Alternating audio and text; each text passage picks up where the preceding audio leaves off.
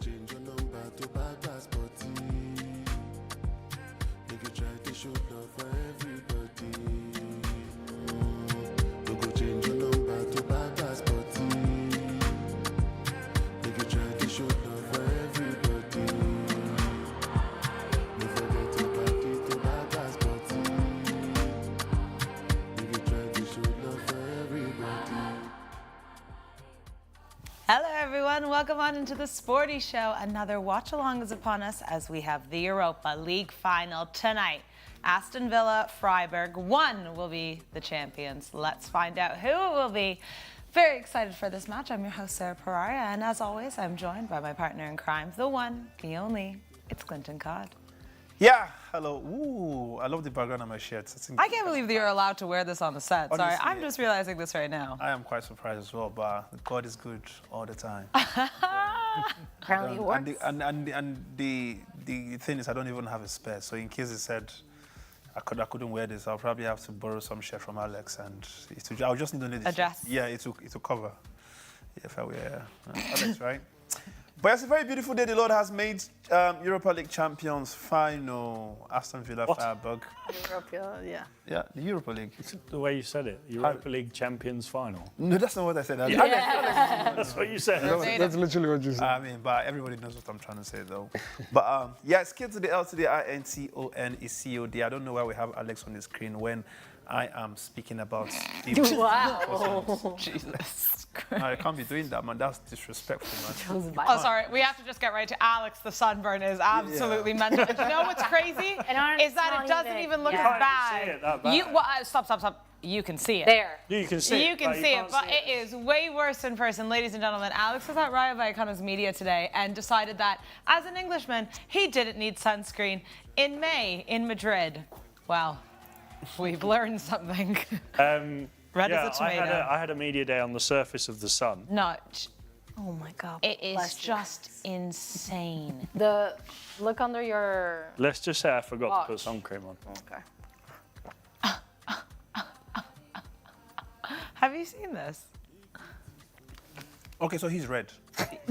Thank you for joining us. All right, Kamogelo Lucrezia. Hi. Premier League champion in the building. That's what I'm saying. I'm gonna let the people chill today. It's Europa League, so. You see how they're using Alex to distract, taking away focus from us. Like, I mean, I understand you're a champion of England, but come on, man. They put the camera on Alex. Yeah, when you the got champions. mad. Oh, sorry, they. Yeah, we got mad because. No, you got mad. No. Who? You got mad because the camera was on Alex when you said you were talking. So I introduced Alex because it was on him. Yeah, and then you introduced. Camo. And he was speaking about being the champions of England. They had the camera on Alex. Well, then you got to speak to someone in the back room. Yeah, no, I'm just. It's okay. Don't worry. I forgive you guys. Okay. Yeah. No, so long as it's for. We'll try again. I'm not forgiving mine. And the only reason why I'm not making a fuse is because I didn't win any trophy. But if I had won a trophy and you did that, nah, you're hearing from my Nah, it's Europa League. You know, let the people enjoy, man. Our time to shine is definitely coming soon. Next week, of course. But yeah, let's see which one of Freiburg or Aston Villa will be playing in the Champions League next season. Well, we know Aston Villa are, but yeah, whether Freiburg can join them. Grazie, Gali. Hello. Hi. Excited. Another final. Want to see what Unai Emery can do. I think. I don't know. He's just a likable guy, I would say. So I want to see what he can achieve with this Villa side, and I think we all have our preference for Aston Villa tonight. But hey, it's a one match. Everything can happen. Anything can happen. Unai Emery on a European evening. We know what he's capable of. Danny Pasti, I haven't seen you in so long. That's what I said to him, actually. How are you doing? Good. Danny's back. We got a lot to talk about, my friend. I've been waiting for you. Copa Libertadores, the Brazilian national squad. Yeah. We'll talk during the game. We'll talk during the I game. had time for it. I know. excited for this final. I know. Would have exactly the same opinion on Neymar, but let's wait till then. Yeah? Let's wait. Yeah. Let's wait. Yeah. I'm excited for the final, yeah? It's the first time those two teams face each other in history. It's going to be a good one, for sure. Yes. Let's see what it brings. All right, guys, remember to download the Sporty TV app. It's the only place where you can get La Liga and the Serie A on the go. Check out the One Up feature on Sporty Bet. And we always say during a European evening, it's a great time to use it. And subscribe to our YouTube channel. We're trying to hit 3 million subscribers, and we can only do it with your help. All right, this is what's coming up, though, on Sporty TV this week. Later this evening, we have Copa Libertadores action continuing with Flamengo and Estudiantes, and Al Nassr and Cristiano Ronaldo in action against the MAC. On Friday, it's Peñarol versus Corinthians, and Euro League has Olympiacos and Fenerbahce, with Valencia taking on Real Madrid. On Saturday, NBA Conference Finals Game 3 has OKC taking on the San Antonio Spurs. EFL Championship, Hull City versus Middlesbrough, promotion playoff finals. And the DFB Pokal final has Bayern Munich against Stuttgart. We head to Brazil for São Paulo versus Botafogo and Danny Pasti, Botafogo, and Grêmio versus Neymar Jr. Santos. We'll wrap it all up on Sunday. For the last time this season, Premier League, Brighton sees Manchester United and Torino against Juve, the Turin derby. That's all the football we have this week. As always, we have you guys covered. Oh, a bit slow today. It's fine. It's Wednesday. We're moving and grooving. All right, welcome back in. Let's go through the starting lineups here, though, for Aston Villa and Freiburg. And we will start with Freiburg, who are home this evening. So for the German side, it will be Atubulo in between the sticks. There we go. Kubler, Ginter, Leinhardt, and True, a back four. Eggstein, Manzambi, and Hofler in the middle. And up front, Best, Matinovic, and Grifo. That is how they're going to be lining up. Looking over to Unai Emery's side, it will be Dibu Martinez, Dean, Torres, Conza, and Cash, Lindelof, Rogers, Tielemans, and Buendia, Ollie Watkins, and John McGinn, Alex's favorite, John McGinn. Oh, Going to win the Europa League, finish in the top 4, and then win the World Cup with Scotland. well, there you have it. John McGinn. I would love it if Scotland won the World Cup. I think quite a lot of people would love it if Scotland won the World Cup. It's not a chance. No, but it'd be great fun, wouldn't it? Sure. Great fun if Curacao won the World Cup. Yeah. The jersey's so good. No, but I'm just saying. Can't like, even talk about it. Curaçao's jersey's so good. It's arguably the best one. Yeah. Top 3 for sure. Yeah. I love the Japan one as well. Sorry. No, it's Japan fine. I can go on about football jerseys for Same. so much Same. longer. Alex? what are we talking about? I don't know, John McGinn in Scotland. Scotland, yeah, Scotland are winning the World Cup. You know they're in Brazil's group, right? Yeah, and they're finishing. Here we go. Wind them up. Scott McTominay is going to glide through that Brazil defence. Oh my goodness. He's going to score. Why did you hire this guy? Come on, look at the things he says. This guy, you cannot truly believe in this. Yeah, I want it to happen. It's not When gonna you see it here, it's manifestation. But to be fair, I'm scared of the match against Morocco, in a sense of Brazil might commit some mistakes against Morocco, especially because it will be the first match, and against Scotland we play Morocco, Haiti, and Scotland. Yeah, Scotland is the third match, and I'm confident, but you know, Hey, Scotland. you Scotland know you are could- confident, but there's something that just drags you down a bit. And I do think it's going to be like a 1-0, 89th minutes goal. John McGinn. All right. Nuts Vinicius. Like, Oh, puts the Alex, ball it's through too his early legs. for this. nutmegs, glides through the midfield, winds past. Militao's not going to be there, but winds past whoever's in defence, chips the ball. Alexandra. Yeah, chips the ball over the goalkeeper and celebrates in front of Ancelotti. Never in his life. Clip this. Have it somewhere Clip saved. this. Can you Save imagine this if that for me. happens, though? Save this for me, yeah. I want to see it in 1 month time.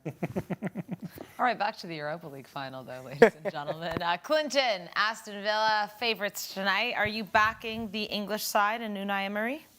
No, yeah, absolutely. I think, right from the onset of this conversation, I think many people would have,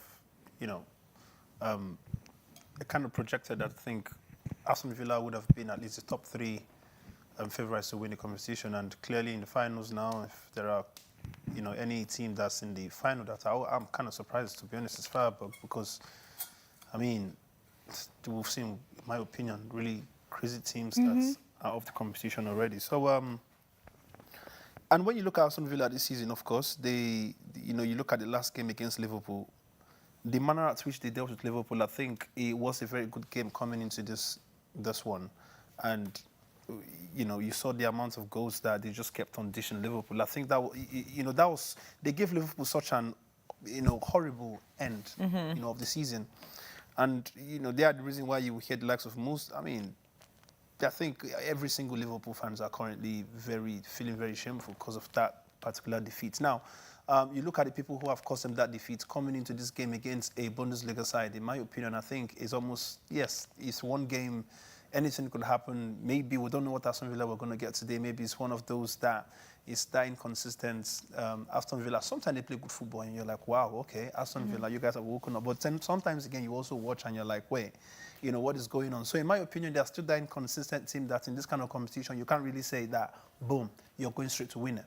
If they perform to the level of Aston Villa we know them for, this is pretty much a write-up for them. Literally, it's a trophy for them to just go and grab. But, again, it's a final, and any team that's made it to the final, honestly, I think they've put in the hard work. So this is not me downplaying Freiburg at this point. It's winning it. So let's eventually see what gets to happen and let the best team win, according to the very famous saying. Okay, Camo, 7th place, Freiburg in the Bundesliga, taking on Aston Villa, who have already sealed their Champions League fate in the Premier League, but this is a one-off game. Everything's on the table tonight in Istanbul, and anything can happen. Yeah, for sure. This is the biggest game in Freiburg's history.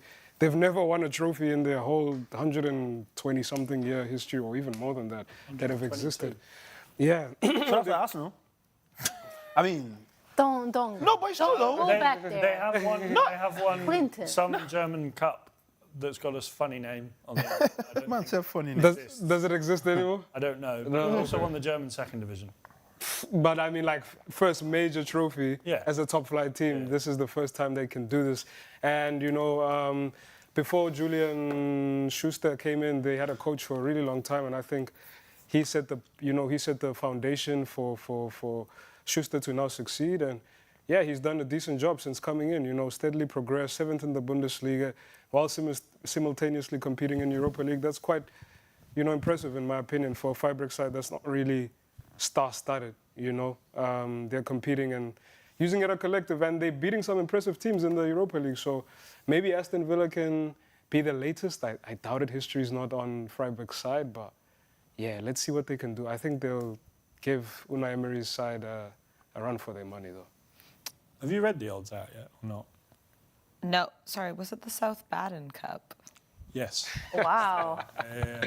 Say I that couldn't again. remember the name. South Baden Cup. Wow. Also, they've won the Bundesliga too 4 times. Yeah. Fair play to them. They've done well at that level. South Baden. South Baden I Cup. think it might be a regional cup. Yeah, it's a regional cup, but they used to be quite a big title in Germany. All right. In the, Sure. West or East? I have no clue. Okay. In the South. It's in the south. Right? Yeah. Oh. But I do know those regional titles used to be like a big thing. A lot Yeah, of Badens back in going the on. days. They've won a lot of Baden-related Nice. cups in that region. Nice. Odds, Alex, Freiburg, home side, 5.87 to win in the 90. Villa, 1.65. The draw, if you think we're going to see extra time, 4.11. To win the final, Villa, 1.33. Freiburg, 3.75. So, Okay, not that bad for Freiburg. are you, yeah, I was you are. actually just going to say, I realised I don't have my phone on me. Someone got Alex's phone? It's in our commentary room. If someone could get it on charge, I thought I'd charge it up so I could build up a bet, but I forgot to bring it with me. Brilliant. All right. If someone could bring that would be fantastic. Brilliant. We'll get a bet going here. Danny, any players you're looking for taking a shot, scoring a goal rather? John McGinn. Jump. Yes. Are you talking about this game or the game against Brazil? Here we go. Now, if there's any player still scoring today, though, I think I see. Ollie Watkins. We need to go back to Morgan those two. Rogers. Morgan Rogers. Rogers So, and like, Watkins. he's, It's always yeah. them. But I would. Watkins usually doesn't. No, I don't. Buendia shot on target. Watkins. No, I don't. Where's the American accent come from? I don't know. Maybe. I don't know, man. I wouldn't sleep on Freiburg, yeah. No, you Because can't if you see sleep. the recent matches on Europa League, they beat Celta 6-1 on aggregate. I'd say 4-3 both, against Braga on both teams to aggregate. score is probably a good bet. Yeah. I'd say yeah. both Yeah. teams to. Yeah, I'm hoping definitely. to see goals as well, Definitely. not just a It's one-sided not an final. entertaining game, unlike some of the football we've watched this week. Yeah, right. You laugh, but like, No, but those were entertaining. two bad matches we've watched. Alex, Unai Emery, what does this mean for his legacy, potentially winning his 5th Europa League? We know that he has 3 with Sevilla, 1 with Villarreal, made it to the final with Arsenal, and now he's in another final with Villa. yeah, it's unbelievable. I was saying earlier to someone at the media day that I did on the surface of the sun that While burning and melting. he is the Carlo Ancelotti of the Europa League, Sure. if that makes sense. Yep. He is, I think, I don't know this off the top of my head, but is he the most successful manager in Europa League history? I would say so. I'll double Like, I check feel that. like there's Oh, no really? other manager that's got to They as got many 4? finals and won 4 of them. Yeah. I think when We he did see won, Mourinho won what, 3? yeah, when he won his third, Mourinho. he Yeah. was already the most successful. He is Mourinho's- the most successful. Yeah, Okay. Mourinho's only won 1 Europa League, as far as I'm aware. But if I was Unai Emery though, I wouldn't take these as compliments. Oh, I don't think he's watching. I mean, Yeah, I can tell listen. you now, I'm he's just not watching, saying. he's on I'm the just. pitch. No, I know, but I'm just saying in case that this kind of information. No, I know. I know he's not like, he's not going to go in, he's not walking into that stadium like, look at me, I'm the big dog, won 4 Europa Leagues. Like, you can all, No, because the way, man. Yeah, of course, why not? No, like, No, he's, big but flags. he's gonna know, he's the sort of, and this is football management, he's going to know that he's got the experience of winning these trophies. Yeah. He's going to use that to help him win a 5th one. He's not going to be thinking, I won 4 before. He's going to be thinking, what can I use from those previous experiences, probably even the finals that he lost, to change into a 5th trophy. Sorry, quickly, Mourinho won 2 Europa League. Sorry, One with 2. Porto, 2003, Yes, and one then with- United, Have Unai Emery won any Champions League? and 1 conference. One conference with Roma, right? Roma, yeah, the latest one. No. No. So you see, this is. no, he hasn't. This is why I feel and listen, and this is not an abuse or me downgrading any team Abuse. that plays in the Europa team. Personally, I feel like Europa team are for failures, and when I say failures, is you're not good enough. Is that why you couldn't win it last season against Spurs? I mean, any team that couldn't win it, yes, they are not good enough. It's simple. I disagree Yeah. because if you see historical players like Ronaldo, Yes. Buffon, Cannavaro, they don't have Champions League trophies. Yeah, but This that's doesn't reduce their careers. No, yeah, it doesn't. But trophy-wise, yeah, Europa League, in my opinion, is almost like, sorry, you're not good enough, but you are good enough for this. Like, no, listen, hold on, let me finish before you squeeze your I face. feel like Europa League now isn't held as as high of. In the hierarchy of football trophies, Yeah, right? like, I feel like before, if you won the Europa League before the changing of the rules and how teams used to drop down to the Europa League from the Champions League, back then, if you won the Europa League, I think like it was more. Man impressive. United Villarreal final? Yeah, like, that's what I Like mean. that was amazing. How 12 penalties? I feel like there's more The weight Sevilla to Liverpool final as well, in which Yeah. Unai Emery beat Jurgen Klopp. There was a good, Yeah. huge Everything, final. I think there's more listen, weight on a Europa listen, League back then than there is now. everything, I everything. I disagree, I do think the Europa League still has a flair to it. It doesn't have Still, any but flair. It doesn't have. It has zero flair. Like, in fact, there's not even lit up any flair yet for us to start seeing. When you, like I said, maybe my argument might be very different from every other. People watch football for enjoyment, it's entertainment, right? But the business aspect of it, or the people who are in charge of the business, they will tell you that listen, these things, they have some kind of profit that comes out of it, right? But what I'm saying is, if I was a manager or if I was a player, and I know that maybe I am good enough to be getting the top trophies, say for example the Champions League or your league title. And when I see your league title, it's not just any league. If I say league title for Ligue 1 or Bundesliga, I don't rate. So I'm speaking about, say for example, the Premier League or even the Serie A. Whether we like it or No, not. I don't think winning the Premier League's that impressive. No, okay, yeah. But I mean, for that reason, I This can't year, understand. Yeah. there's only one team competing. But I still feel like either way of how you want to see it, whether it was the former system where teams dropped down to the Europa League, or it's now where if you finished 6th, 7th, or whatever, 8th, there's chance for you to now go play in that. Anywhere you want to see it, it's still a downgrade because you were not good enough to be in the top 4, top 5. So wait, I know you keep squeezing your face, but why? Listen, because no. Because I want to listen. Can I make a valid point? In the case of Aston Villa, they almost beat PSG in the Champions League last season. Yeah. Almost. I like the word almost. Yeah, but go on, don't worry. it was very close. Continue using That's what you're going to be saying in 2 weeks.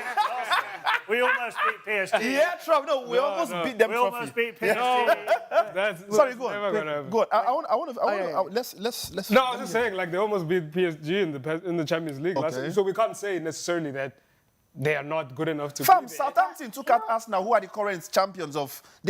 Listen. Come on, you can't. Yeah, that's I just think totally this is a good different. point. No, it's not. It's not. What I think is a good point is when you separate things, yeah? Mm-hmm. You were talking about the business side of it, and I completely understand. The money involved, the media attention, everything Mm-hmm. Yes. in the Champions League is, of course, bigger. Yeah. When you look at the Europa League, it's not the same thing as the Champions League, Oh, yeah. naturally, Yeah. yeah? Because you have the major teams in the Champions League. But footballistically wise, for the football fan, I think the Europa League is still pretty much attractive, especially because you have the surprise effect. I don't agree In a with that. sense of, for example, you wouldn't have a Freiburg reaching the finals of the Champions League.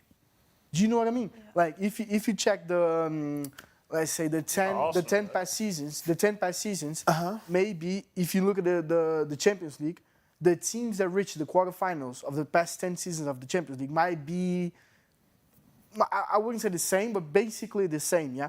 You go from a range of 15 maybe clubs that reach the quarterfinals of the Champions League in the past 10 seasons. It's always Bayern Munich, PSG, Real Madrid, Barcelona. You have little surprises. Yeah. When it comes to the Europa League, you have a lot of surprises. You have a Freiburg who has never been on an European final, who has never won a major. Do you know that we can also create some kind of tournament that means that Peterborough United, can play European football? Like for me, like I said, with all like, due respect to Freiburg, I don't really want to see them in a final. No, that's the thing. That's what I'm trying to say. To see the underdogs. No, but That's what I'm saying. Watch them in the Bundesliga then.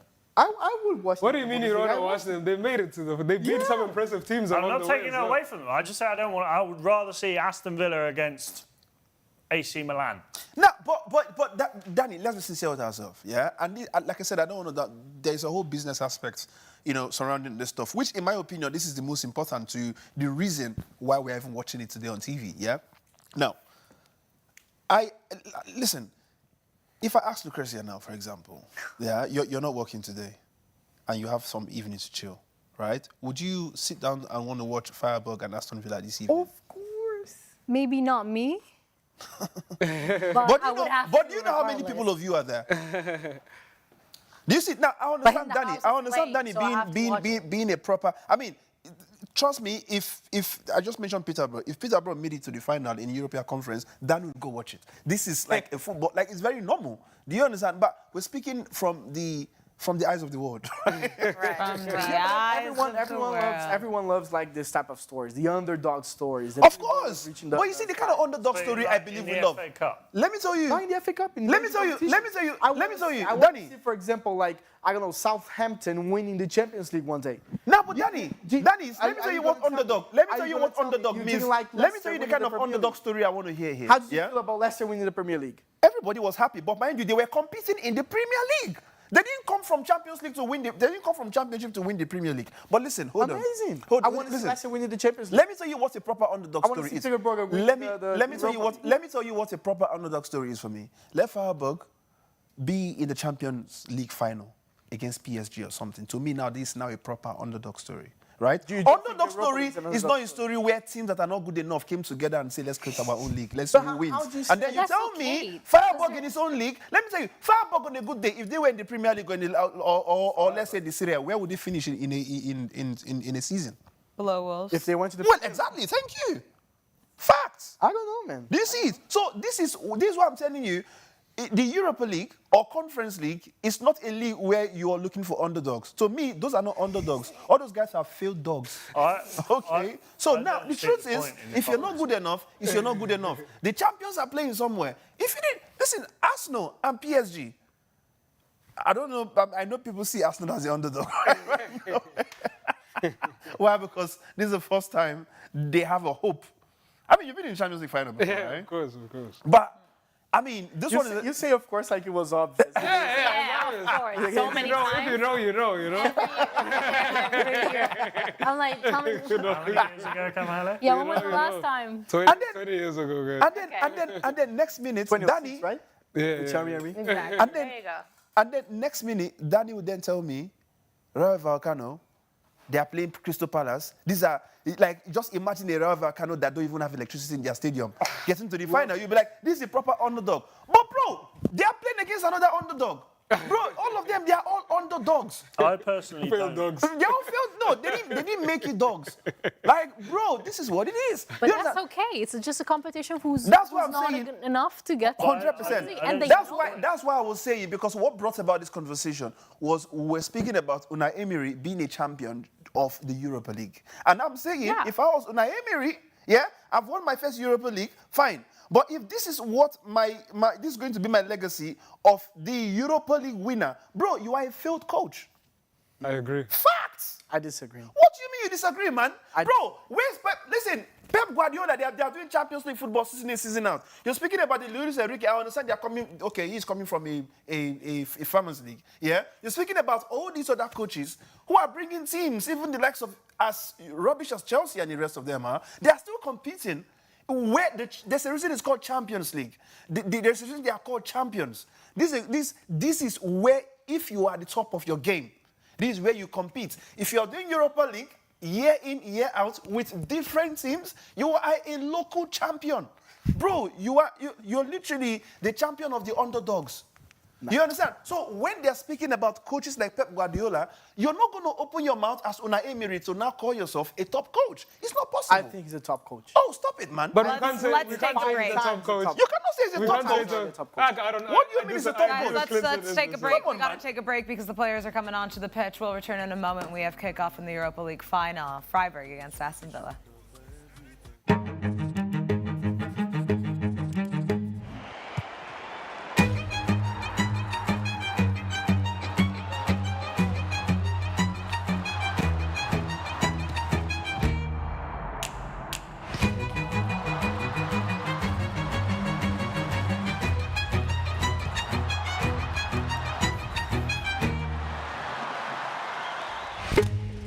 Oh, and it falls through to the striker. What a goal! I can't believe it. We're just minutes in and it's already 1-0.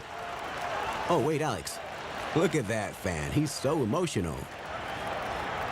Even his phone is getting some love. But wait, is he leaving? No, somebody stop him.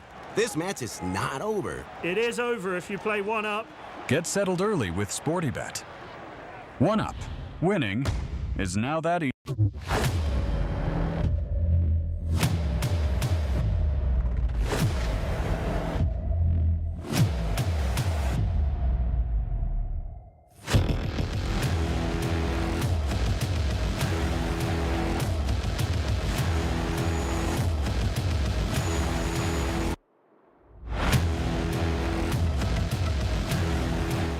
This is the greatest spectacle in world football, a title decider, and it feels like nothing can sway a game of this magnitude.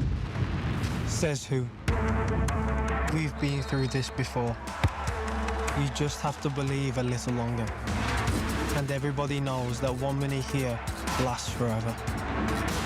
Because it's not over until we say it's over.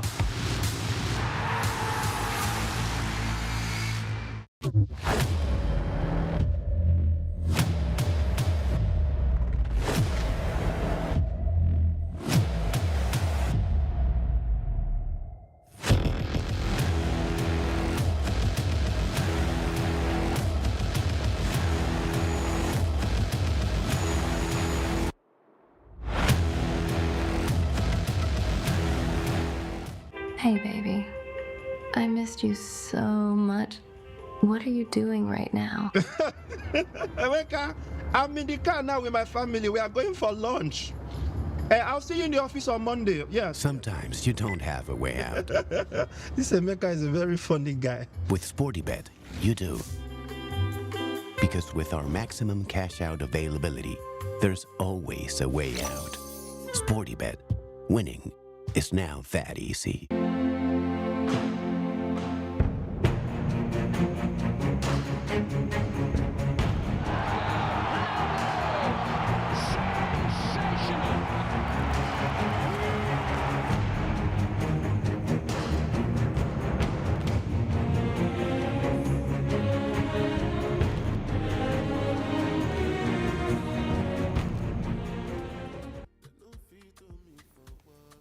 Welcome back to the Sporty Show. We have the Europa League final, Aston Villa against Freiburg. Let's run you guys through the lineups one more time as we welcome you into the watch-along yet again. So for Freiburg at home tonight in Istanbul, it is Atabulo, Kubler, Kinter, Leinhardt, and True, Eggstein, Manzabi, and Hoffler, and Best, Matanovic, and Grifo.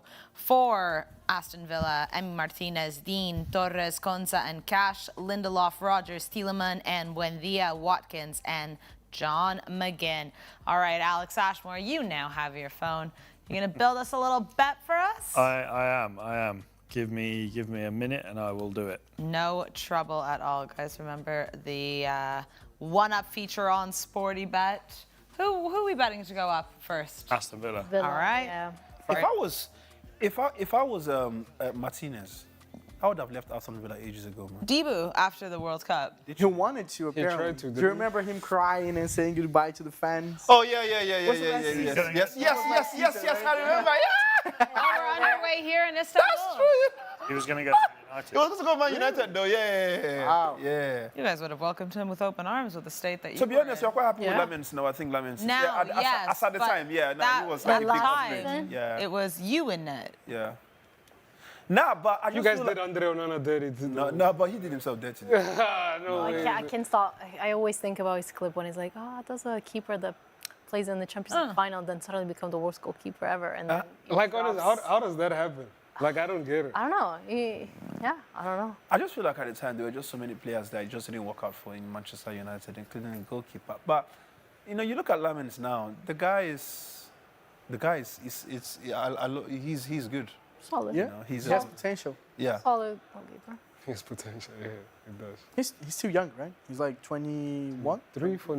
24. I think so. Let's see. Yeah, goalkeepers wanna get check. better with. Yeah. So like 35 is prime goalkeeper age, right? So Yeah, no, I just feel like Let me see Martinez needs even if you can't be in the Premier League, go to a place where you will compete in 23. like 23, right? Confirmed. Yeah. wow. Too young. Turning 24 this July. Oh. So, Is he going to the World Cup? I don't Yeah. know. Who? What was it? Lamens. yeah. Belgium. Yeah. Was he? He went Backup? He is, yeah, of course. Thibault, Courtois. No, I mean, backup or third choice. I'll probably back up But on a good day, yeah, why should Portugal not win the World Cup? Ronaldo. I agree You've with that said it- answer. you've I agree said with it that. No. I on a just million wanted. occasions, I wanted you to help me. That was France is why they win. Yeah. No. I genuinely France is think why they could nobody beat. was winning. I mean, they beat France on penalties in the Euros, didn't they? No, I but don't think they're- this is a different. This is Their defense fragile. Who? for. Defense. Portugal? Yeah. Ooh. Hey. I mean, it's not bad. What Euros? The last one. 2016. 2016 is what you're referencing. No, they played each other at the last Euros, didn't they? No, because Spain beat France. No. No, I said that's No, why but not- France beat Portugal on penalties. He's not saying the final though. He's Oh, I thought you said Portugal beat France. Okay.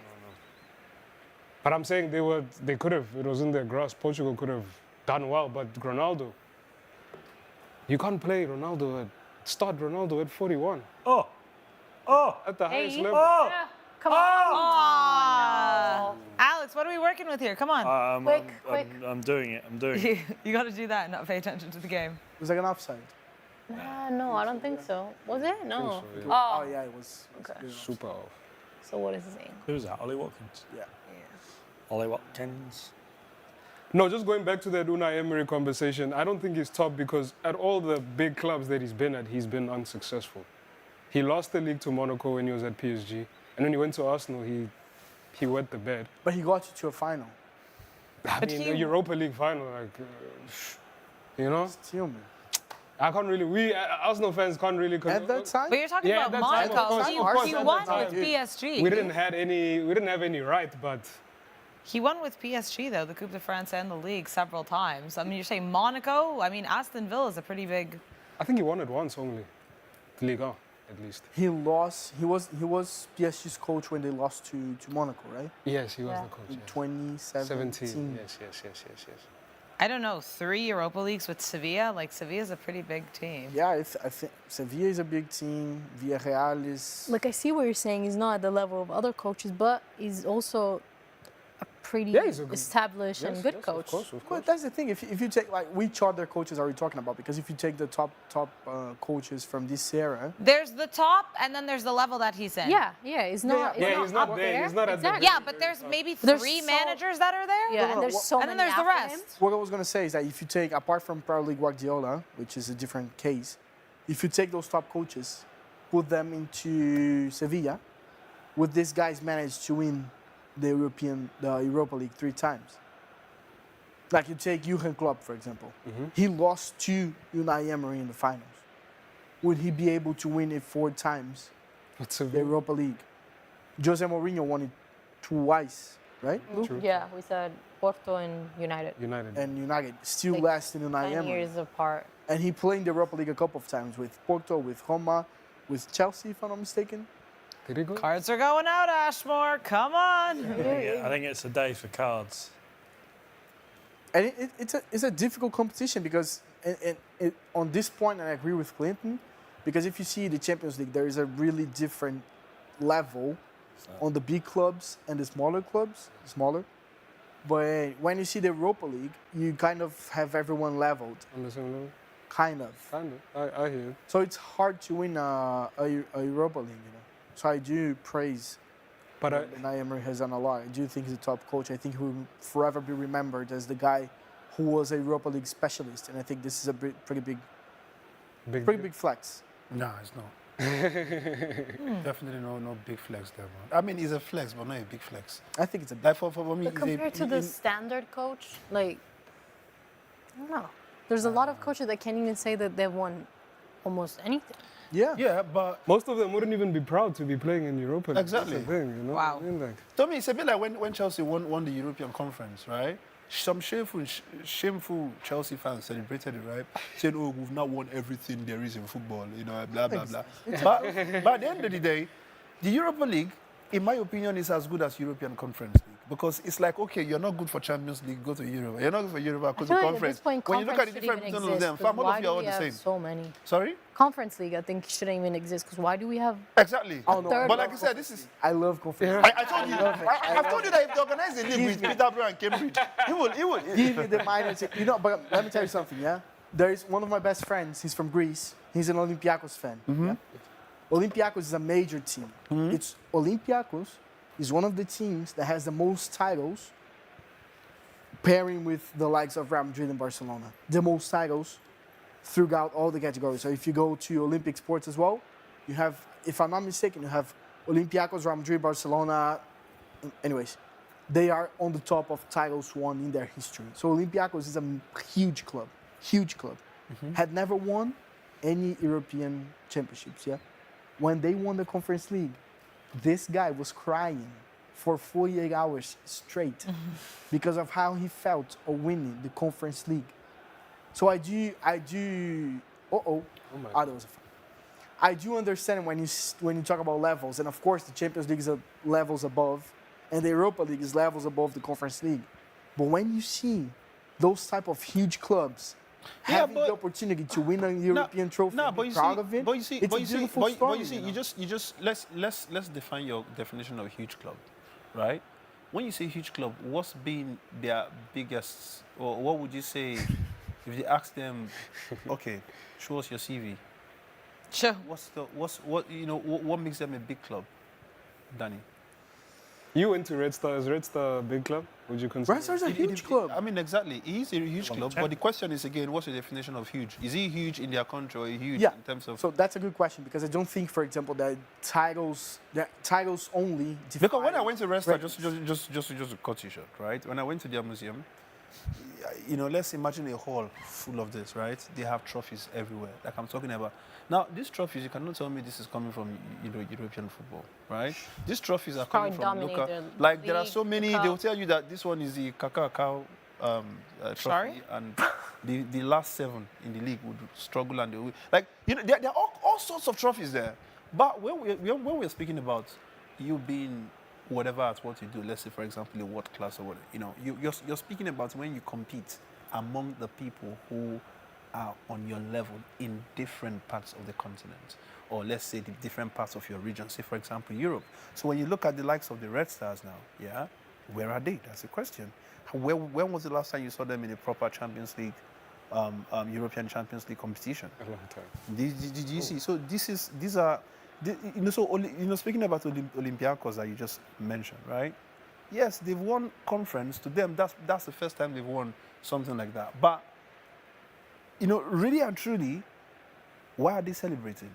They are celebrating it because this is something pertaining to them and just their region. When you speak about it, like, in the grand scheme of things generally, fam, that doesn't make you. You just gotta keep in mind you dominate locally. But dominate locally. Like, dominating locally doesn't mean everybody. You're still the greatest there. There's always layers there. There's always the point of view from which you're looking for. For some people, that's enough.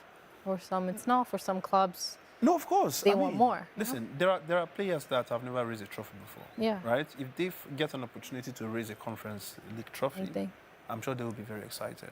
Right? But tell that player that this is what you're going to lift for the next 10 years. Like, and I'm sure they will look at it like, bruh, I need to work hard, man, because come on, is this where my career wants to end? Like, to get Conference League. The thing for me is that I don't think titles define greatness. I mean, in our day and age, it's part of what defines greatness. Yeah, it's part of it, but not only the only thing. For example, because if people are arguing now, Ronaldo versus Messi, what's the first thing people to talk about? Titles. They talk about. I mean, first of all, we just mentioned the World Cup. Tell your go to go and bring his World Cup. But this is the number one. That's a different conversation because we're talking about players, not clubs. I think that there's a differentiation there.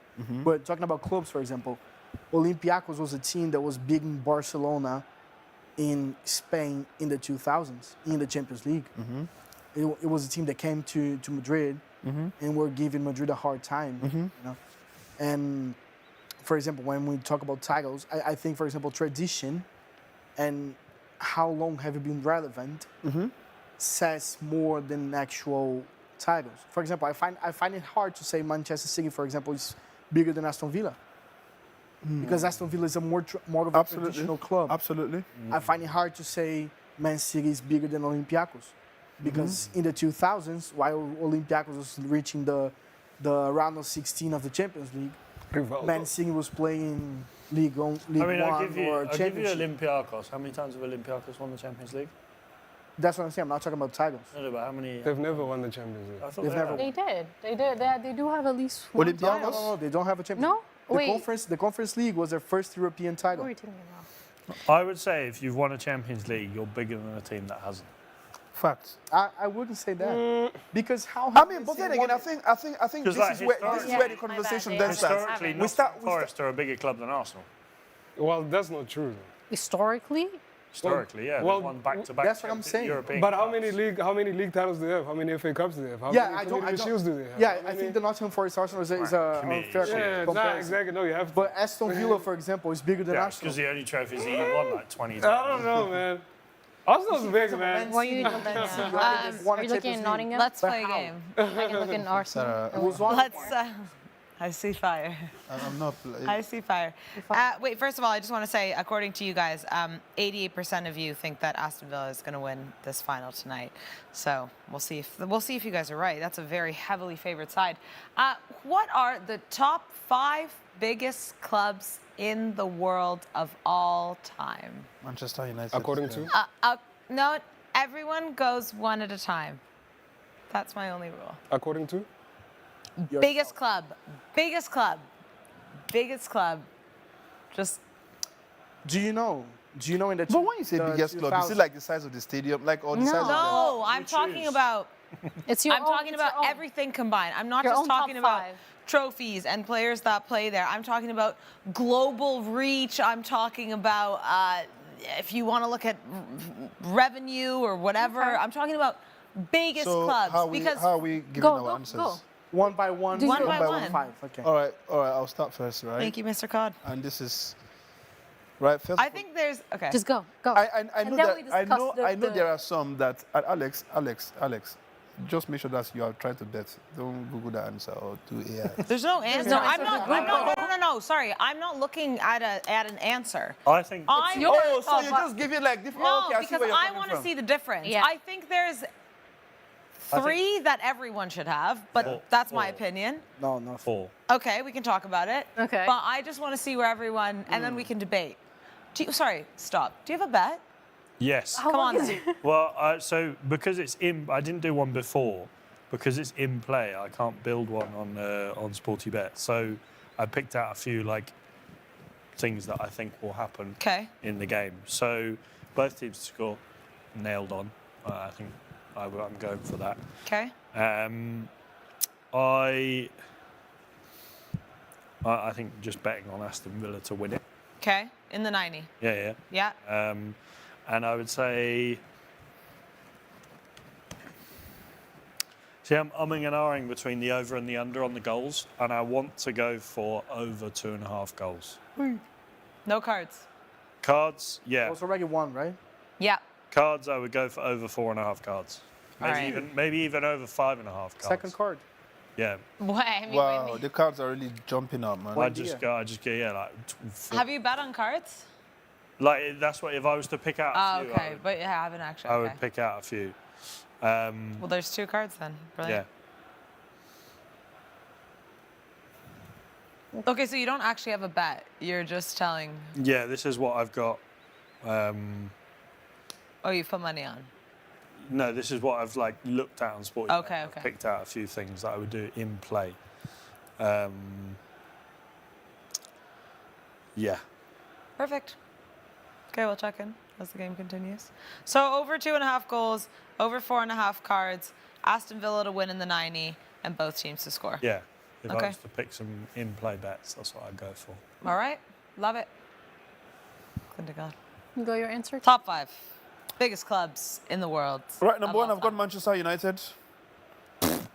Sorry. No. I don't care the order. Just give me 5. Yeah. You can give an order if you want, but I'm not asking for an order. Manchester United, Real Madrid. I'm going Barcelona. I'm going Chelsea. Chelsea. What? Okay. Let's argue after. How many do I have now? You have 1 more to pick. I'm going to write it down. Okay, no. You have I'm changing mine. Let's see. He has 1 more to go. Let's see. There's one club he hasn't picked yet that's mad that he's not in that list. Let's see if it goes. So who have you picked so far? Real Madrid, Barcelona? No, remove Chelsea, actually. Sorry, remove Chelsea. Remove Chelsea. Good. Yeah, don't worry, remove Chelsea. So you got United, Barcelona. Come on. No. I've got United, Barcelona, Real Madrid. Yeah. Let's not influence his picks. So I think And then we there's discuss. one glaringly obvious one for me that you haven't. Well, then leave it for you. Let Clinton get to his I'm thought. not going to say it. That's Alex's top 5. And then there's. You have 2, Clinton, left. Hold on. Yeah, I have 2 left. Hold on. Thank God we have enough time. Yeah. 60 minutes. Yeah, but we can't go 70 first because he's going to pick our answer. So ideally you got but like 3 minutes? 2 hours. So I have 1 from England, 2 from Spain so far. Oh, man. For me, you're missing. Let him say, bro. No. Let Alex tell us again that he's missing. You're anxious. Yeah, you're going to do your top 5. It's okay. Drangi. You have your time. Then after, you'll be like, this is the one I want, you should have chosen. But like later, as Sara said, we argue later. But I think we're all thinking of the same team, right? Are we? I know what team Alex is thinking. I could put money on it.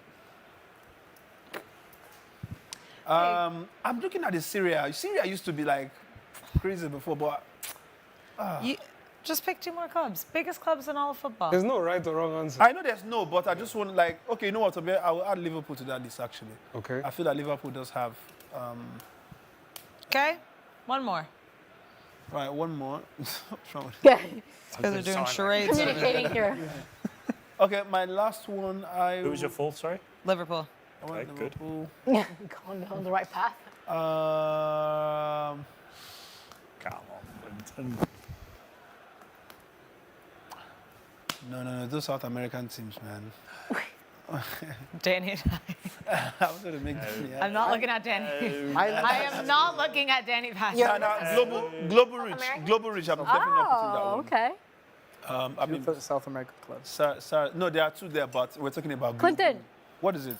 come on. Well, yeah, I've given 4. I've tried, man. Come on, what's your We problem? need one more. Just You need give one us more? one more. All right, let me give you one more. I would have.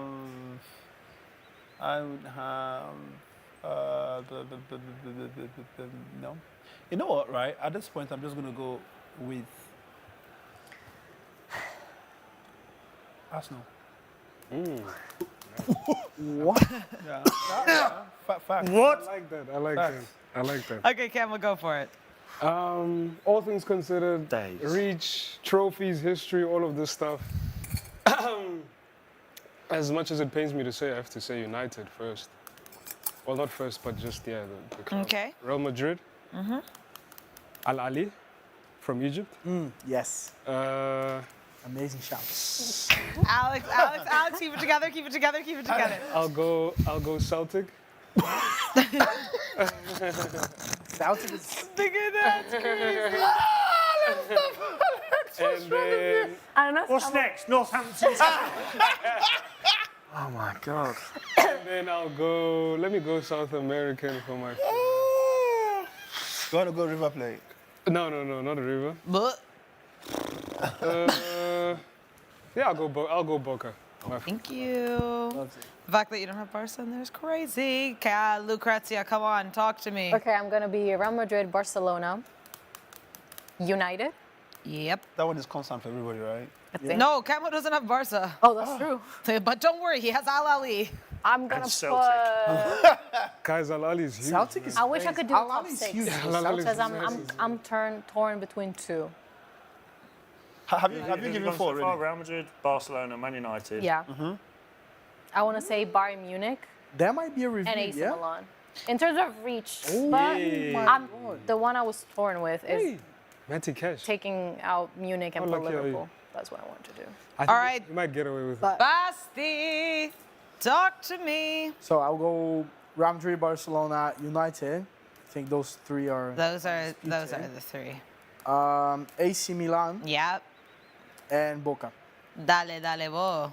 I think, however, there are 3 names that should be there. Fine, we are not looking for Which are- honorable mentions. Let's because I have so many. Do you know how many honorable mentions I had? Wait, let's go to Alex. No. You took 5 minutes. No, because I was the first one, but during my 5 minutes, you guys had all that time. Do you know how many times I gave you guys to think? Because of me, you guys had time to think about your answers. Honorable Come on, man. mentions. No. Let me write Alex's before he even Thank says you. it. Because you wait, let me see if I can do this. Because I know for sure 4. 5 is going to be Ashmore. What do you think of what my list would be? I think I have your 4. I have 4. I've got an order as well. Oh, well, I can't be bothered. No, like, yeah. Okay. United, Barca, Real, Liverpool. All right, So, give me. So Real Madrid number 1, Okay. Barcelona number 2, Oh my God. um, United number 3. United number 3, I've actually written it in that. Liverpool number 4, So we went for the same. and number 5 AC Milan. To be honest, I was going to go AC Milan, but like I said, 7 Champions Leagues. it doesn't. In You don't have to think about now. It's in like that in team, general. back in nah, that but team the way the question came, okay, yeah, I Yeah, understand. of all Fair enough. time. The history of, Because United, AC you're Milan also facts. not going. I Now. agree with that. I think Bayern Munich is 6th. Yeah. That's why I yeah. was a little torn. Now we're going I to wanna honorable say mentions, yeah? Liverpool and Oh, I'll go for a walk, What yeah. was your What list? about my list? Same as Pasti. What- Barca, Real, United, Boca, Milan, Liverpool, like it's right there. Yeah, it's right Liverpool and there. Bayern Munich are right there. Yeah. But I'd But- say Flamengo as well. But let's be sincere, though. It hurts But me let's to be say sincere. it again. It hurts me to but let's say, be but I sincere. have to say it, yeah? Let's be sincere National with that, so. relevance, international But- relevance, a lot of titles, huge fan base. Yeah, like fan base is insane. Huge fan base. Hold on. So yeah, hold on. it's When you guys and River as well. when you guys say this whole huge fan base, yeah, like Huge fan. Sorry, what? One more time? no, No. the huge fan base. Listen, I'm not going to downplay what's happening in South American football. Yeah, with the River Plate, the Boca Junior. What's up, Alex? All right. Atletico Madrid have made an official offer to Bernardo Silva. Ooh. So carry on. Okay. He's like, That's not a bad addition, with Griezmann leaving. Right. No, I was going to say that global reach though, these South American teams, do they like? Because remember, there's a difference between global reach and a certain regional reach. Yeah.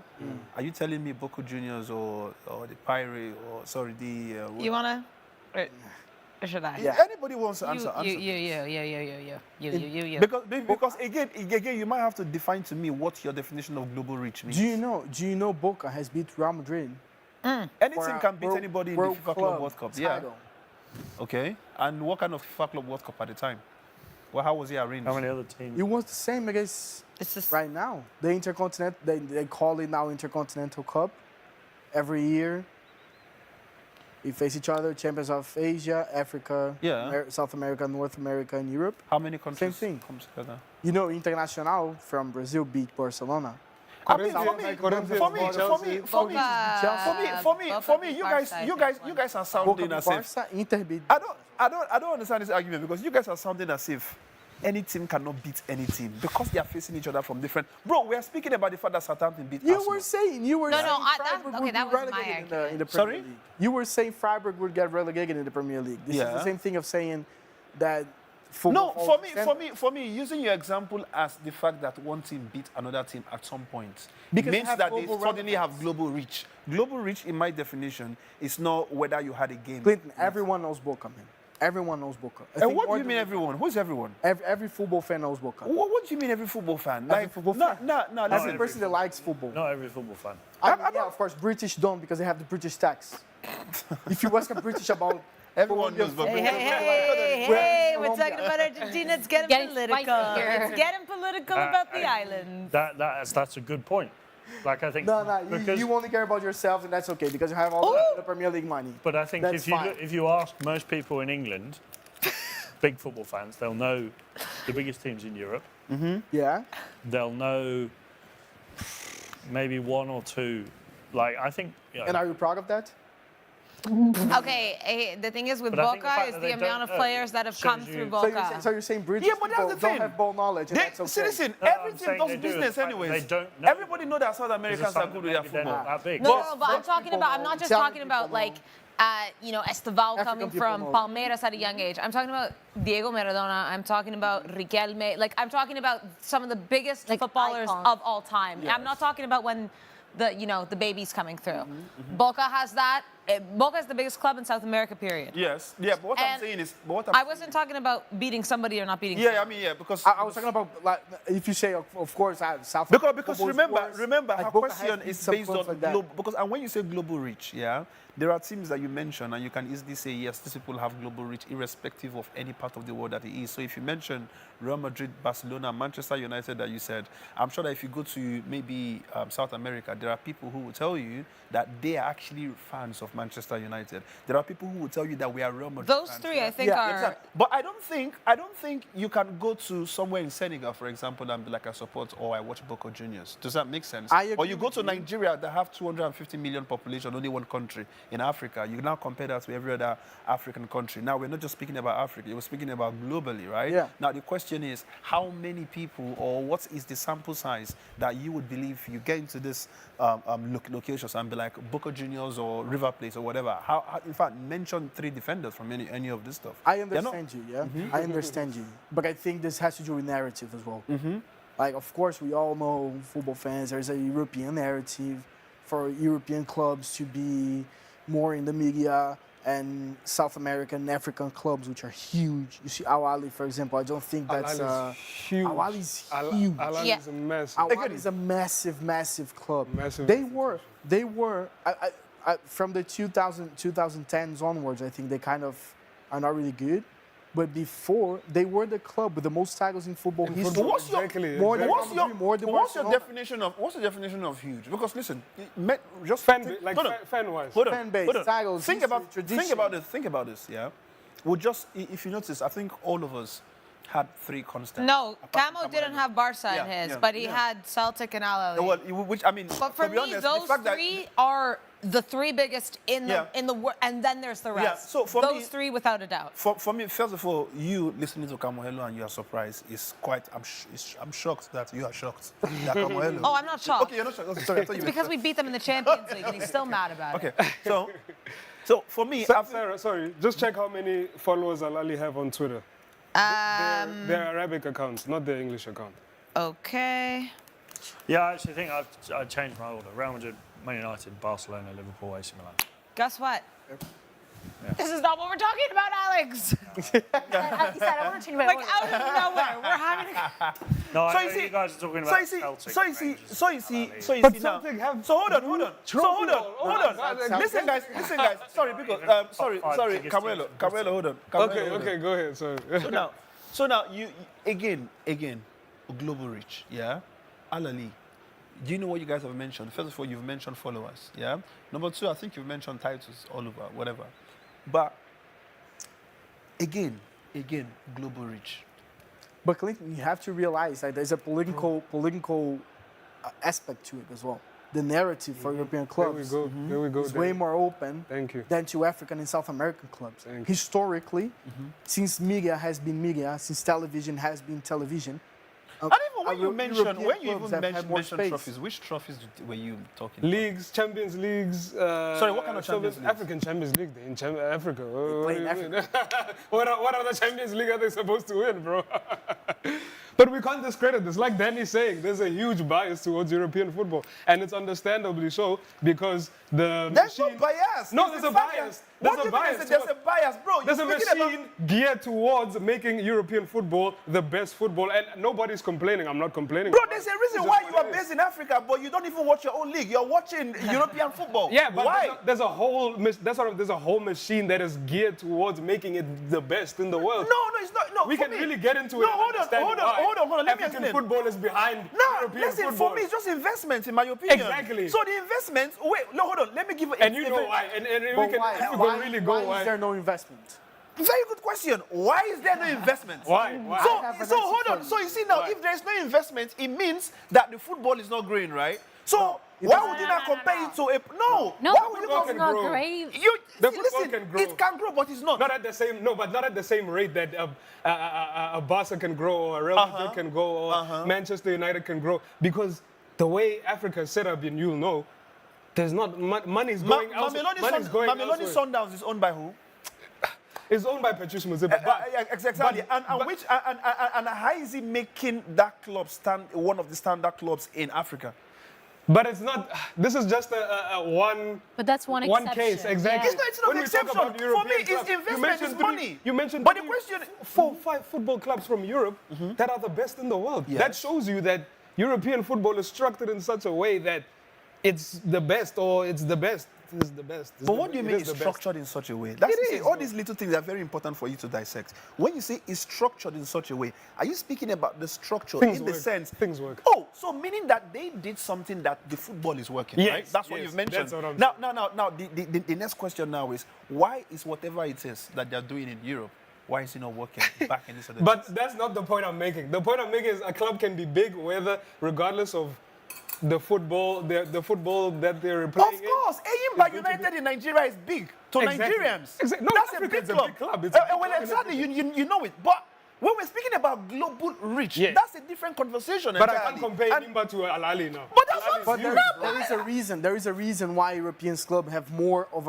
a global reach than Al Ahly, What is Boca, and Flamengo. give me some of the reasons. But I just told you, things No. work. Oh my God. Money. It's all money. It's all money. So hold on, let me now ask you guys again, Sarah, and I'll use the continent where I come from as an example. Okay. Yeah. There are people who have been given money to either develop players or to maybe equip stadiums or equipments that players train. Yeah. Do you know what some of these people have used this money for? Fam, they- Paying off the AFCON? Yes. Some of them have used the money to buy houses in Dubai, right? Some of them have, whatever. We know this is what happens, right? At this point, who do you blame though to say it's your own football? This region is not developing. Like my question, because sometimes when we say, "Oh, look at the European football, everything there's money, there's doing this," why? So for me, like, whose problem is it that the other one is not? That's why Yeah, I'm trying to it's understand. not, I mean, it's not African people. Like, it's not our fault, or it's not our problem. There's nothing we can do about it. Really. No. What you just mentioned that the solution to this thing is money.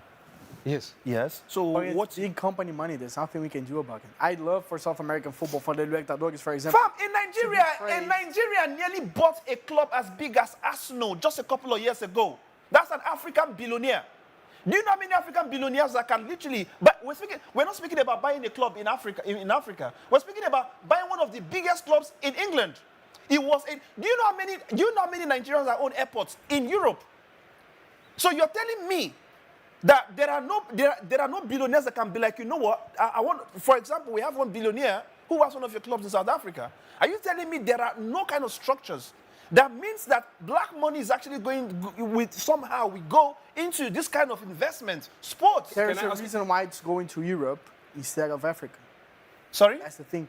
There are reasons why this type of billionaires seek Europe rather than Africa, and it's a historical reason. Historical reason. Go way back in the past. So why is this? Is this better for Dangote from a commercial perspective if he's gonna use his the club as a ways to market his own company? Is it better to put it in Nyimba or Rivers United or Arsenal? I mean, of course, it has to be Arsenal. But see, exactly. So the system already is broken. But exactly, but who broke the system? No, it's us, of course. Oh, God, thank God. Okay, I think you've answered the question.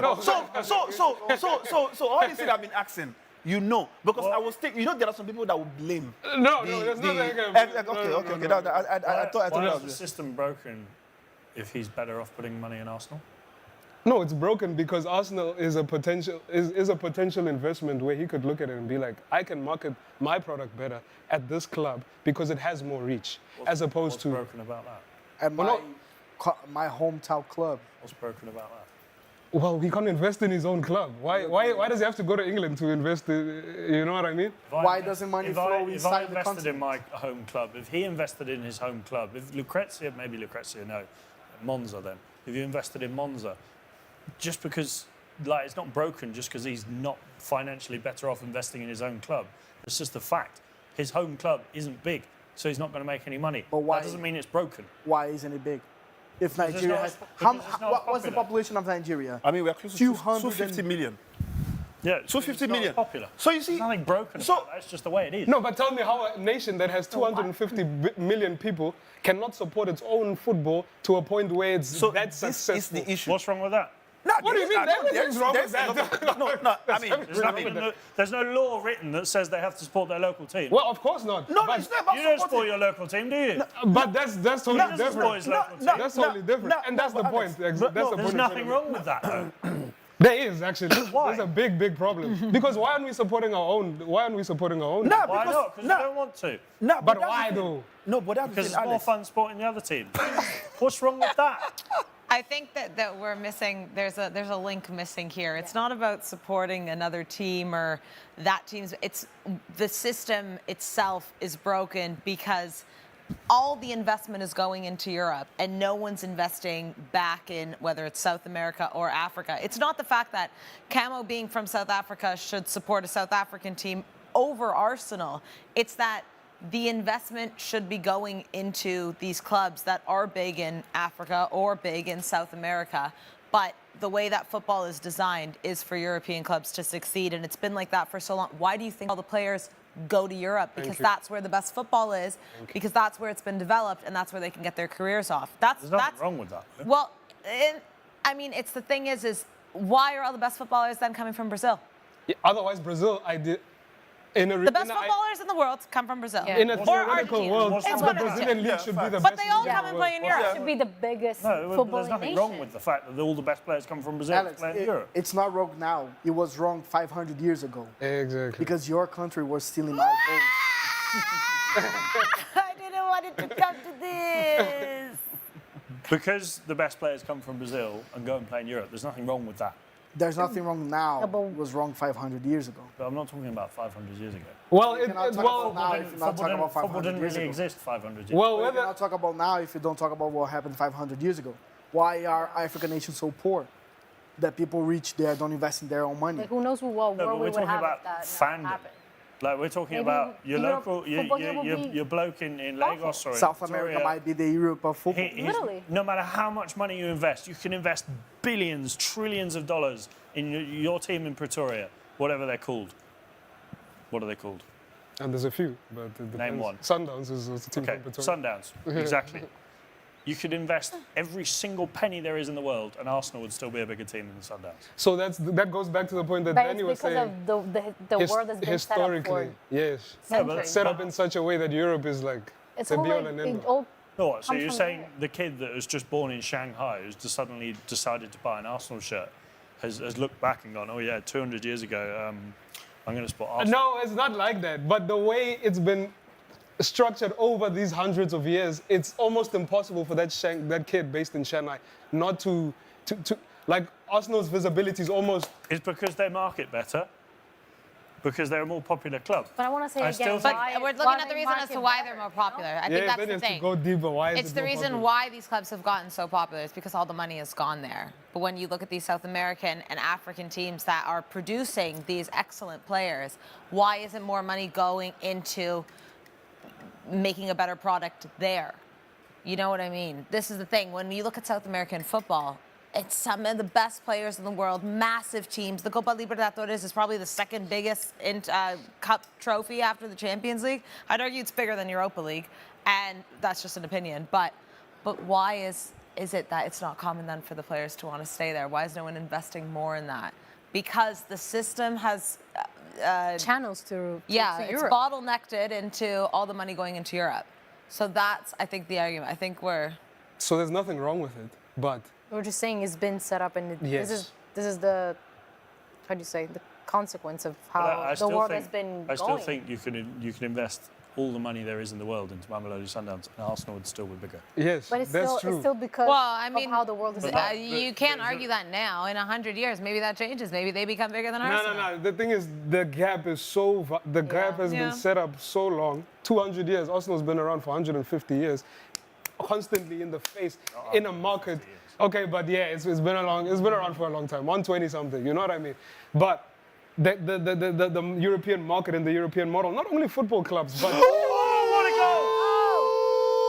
What a goal! Yuri Tielemans from a corner, and it's a volley. Well, there you have it, the first goal of the match, 41 minutes in, and it's gone to Aston Villa. Where's that? I didn't see it. Honestly, I need. Who was the assist from? It was a corner. I don't know. No, it was a cross in. It was a corner, short corner, then crossing. Yeah, I didn't see. I just saw the Rehearsed play? very final bit. it looks like it. How do you call it? Rehearsed play? Yeah. I mean, but that's what Arsenal spend time doing these days, man. Wait, look at okay. Set piece. They rehearsed play. Wow. I was really waiting for you to struggle a bit more. It was translated for Ollie Portuguese. Watkins? Yeah. Morgan. Sad- Morgan Rogers. What a strike! Ooh, Boom. bang. Nah, but this guy has scored some terrific goals in his career, you know. True. Yeah, really well done from Yuri. Nice Well, 1-0 to Villa. Finally, we got a goal. Let's open up Yeah. this match. We're Hopefully getting a that'll bit open lost in things the up a song. bit. Okay. 1-0.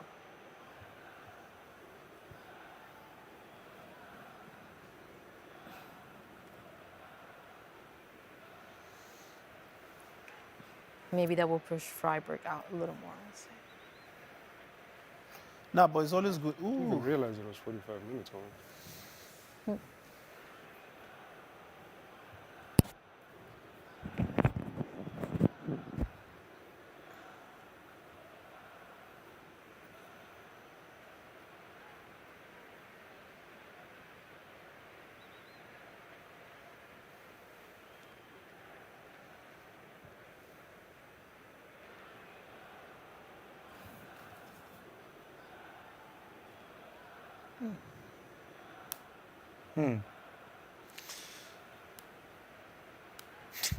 What? The video of Arsenal celebrating like winning the trophy last night, and there's a tweet saying it looks like one of those videos when like a 5th division team finds out they're playing PSG or Bayern Munich in the cup. Oh my God.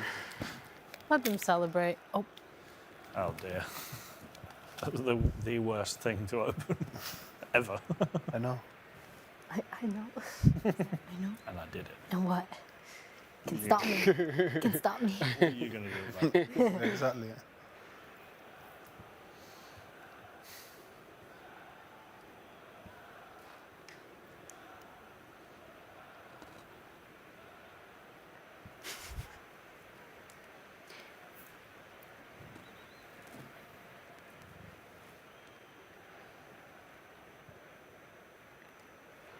This is not the desired effect I was hoping for. Goal. Everyone calm down.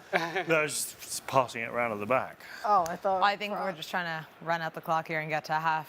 Yeah, maybe. I mean, Villa definitely want to go in with that lead. Freiburg been disappointing, man. Yeah. What did you expect? Better than this. The underdog story. Failed dog. Yeah. Bad dog. The fieldist. No, we're not respectful. Let them The be. misbehaved dog. Oh my god. How is Medicaid still on this pitch also? Like, What do you mean? he had a serious... It wasn't a red card. Nah, come on, bro. He just tapped him on the boot. Oh my goodness.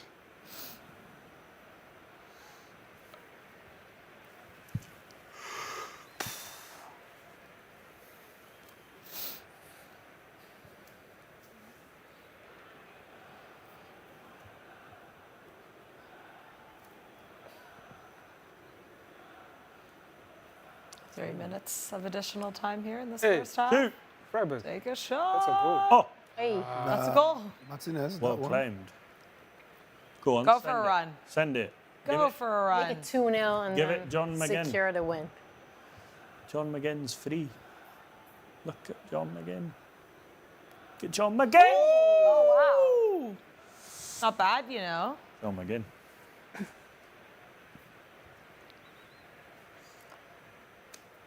I thought English people and Scottish people didn't get along. No, that's Irish people and English people. Oh, okay. I mean, I get on with Irish people. They do not like you. I've got Irish mates. Yeah, but Alex, you know what I'm saying. Let's, no, Oh, like- I met one of your Irish friends. Like England and Ireland as countries don't.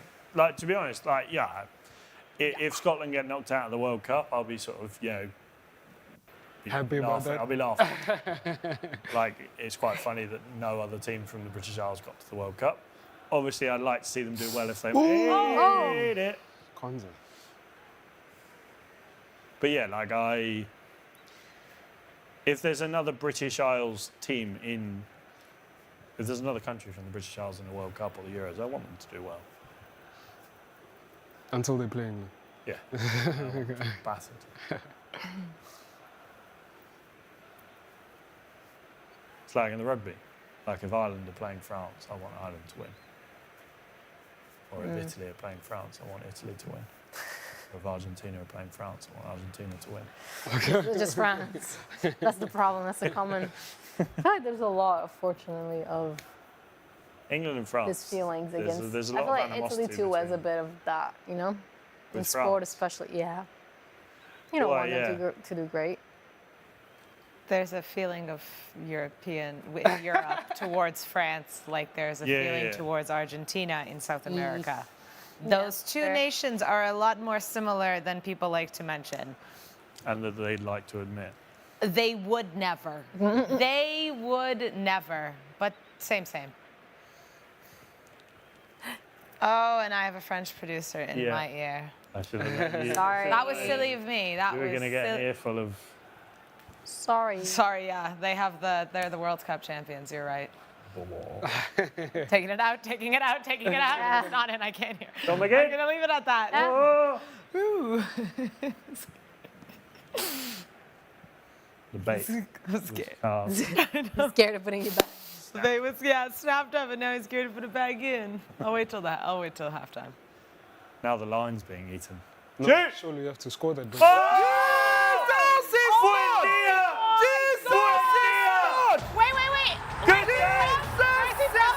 Argentina. Wow. The Argentine scores. It's 2-0 for Aston Villa here.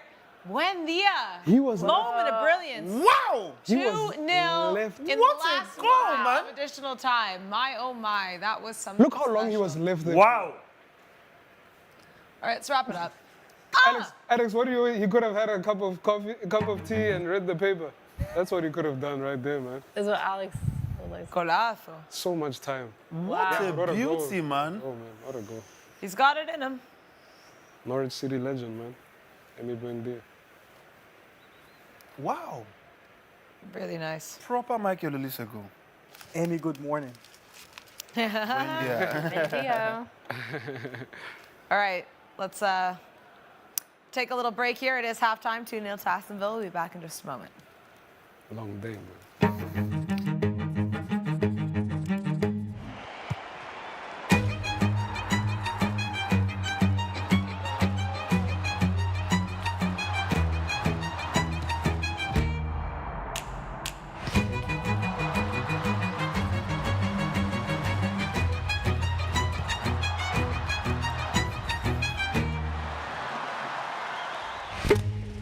Oh, and it falls through to the striker. What a goal! I can't believe it. We're just minutes in and it's already 1-0.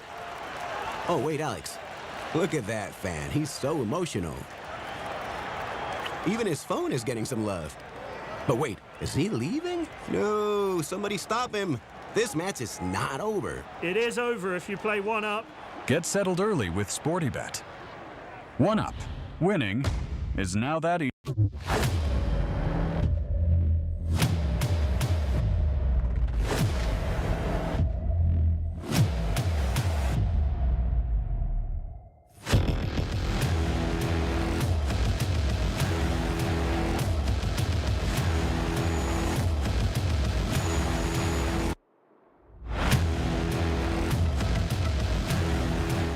This is the greatest spectacle in world football, a title decider, and it feels like nothing can sway a game of this magnitude. Says who? We've been through this before. You just have to believe a little longer. And everybody knows that 1 minute here lasts forever. Because it's not over until we say it's over.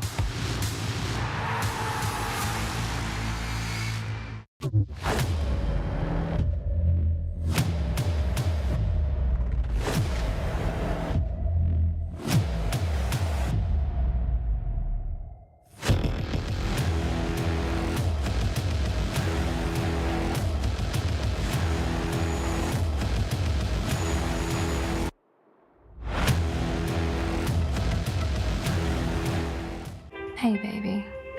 I missed you so much.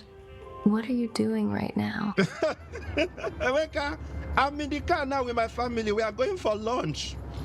I'll see you in the office on Monday. Yes. Sometimes you don't have a way out. This Emeka is a very funny guy. With SportyBet, you do.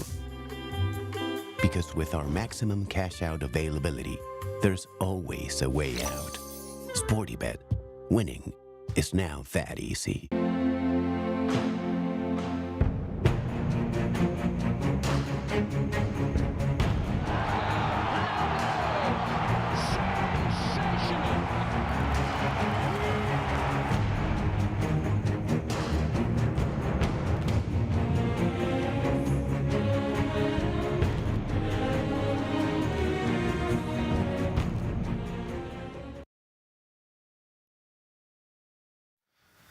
Welcome back to the Sporty Show. Halftime here, Europa League final. Aston Villa up 2-0 with 2 goals coming in the final 8 minutes of this first half. First from Yuri Tielemans and a second screamer from Emi Buendia. Clinton, for a moment, that first half looked a little bit dull. Yep. Both teams struggling to find the back of the net, but Aston Villa just turned it on. No, absolutely. I think those 2 goals just give us some kind of sense of, concentrate on the game again.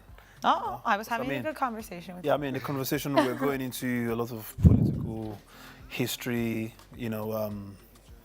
people that stole from different countries. I mean, we're really getting into it. And then, we started seeing, we first saw the first goal from Tielemans, very beautiful volley. I mean, something we're used to seeing from that player. I saw a couple of it from Leicester when he still played for Leicester. And then obviously listen, I think this has been really 2 beautiful goals, right? Like the 2 goals have literally been. What a goal. I mean, Alex, if you were doing your top 5 goals, these 2 definitely would get in over anything. Yeah. That we would 100%. And you'd probably still complain about it. you already know. Yeah, but no, come I on can now. do better than that. I saw way better than that. Now, but Alex, look at the 2 goals we saw here. These are the 2 kind of goals I've always said, they deserve to be in your numbers. No, right? I think Buendia's goal was the best for me. Yeah? Yes. Yeah. Definitely. No doubt. I'm not taking anything away from Tielemans' goal. It was fantastic. But I think Yeah, he no, was I mean, wide it too. was He pretty- was wide. yeah. But also we can still And he's been argue. trying it as well. Nah, but we can still argue for the fact that you guys mentioned that he could have made a whole cup of tea. There was enough time for him to do whatever he wanted to do. But mind you, with Tielemans one, you have that split second to think what you want to do. So Look, that you we're want to let seeing, it we're down. seeing it again. We're seeing it again. Yeah, I mean, look at that. Look at that. At this point, it's calculating. It's got like a couple of seconds. Pass was Literally, perfect. it came where it should come to. Yeah. You know, so They were both great. Yeah, but both goals definitely amazing goals. Yeah, I think I it's mean, been. look, It's been he knew already from the very. look at that. Look at that. He knew already. Like the ball, it felt like the ball was controlled by one of them PS5. You know where you have to press L1 and one combination, and then it's like this is literally what it felt like he's just done with that one. And yeah, what a beautiful goal, man. I think these are Mr. Europa League. I'm very happy. There we go. He's happy, I'm sure. Yeah. Your mates are doing it in the Champions League level, but still. Camo, Freiburg to come back in this. Oh no, I don't. Oh no, They are never playing well. That's what I'm saying. They can't even get the ball past the second phase of the pitch. Like they lose it in midfield all the time. They barely had it. How did they even get to a final though? Lord knows, man. I know what Celta. Like this exact. Okay, we are literally seeing how they got here, right? Oh, Betis. Oh. Like I would have thought that even a Betis would have played this final better than what we're seeing with Freiburg. Yeah. Right? Like They got stopped. I don't really. Can you imagine Anthony in this final? He would have scored probably for sure. Yeah. Yeah. I mean, the goal. I'd much rather see Betis against Aston Villa. Facts, 100 all day, every day, man. All day, every day. Definitely, All day, every day. definitely. Well, I'd rather see, quite a lot of teams other than Freiburg, especially how they've been playing in this first half. Freiburg have not turned up. I mean, weren't expecting them to, but at least put up a fight. Go for it. But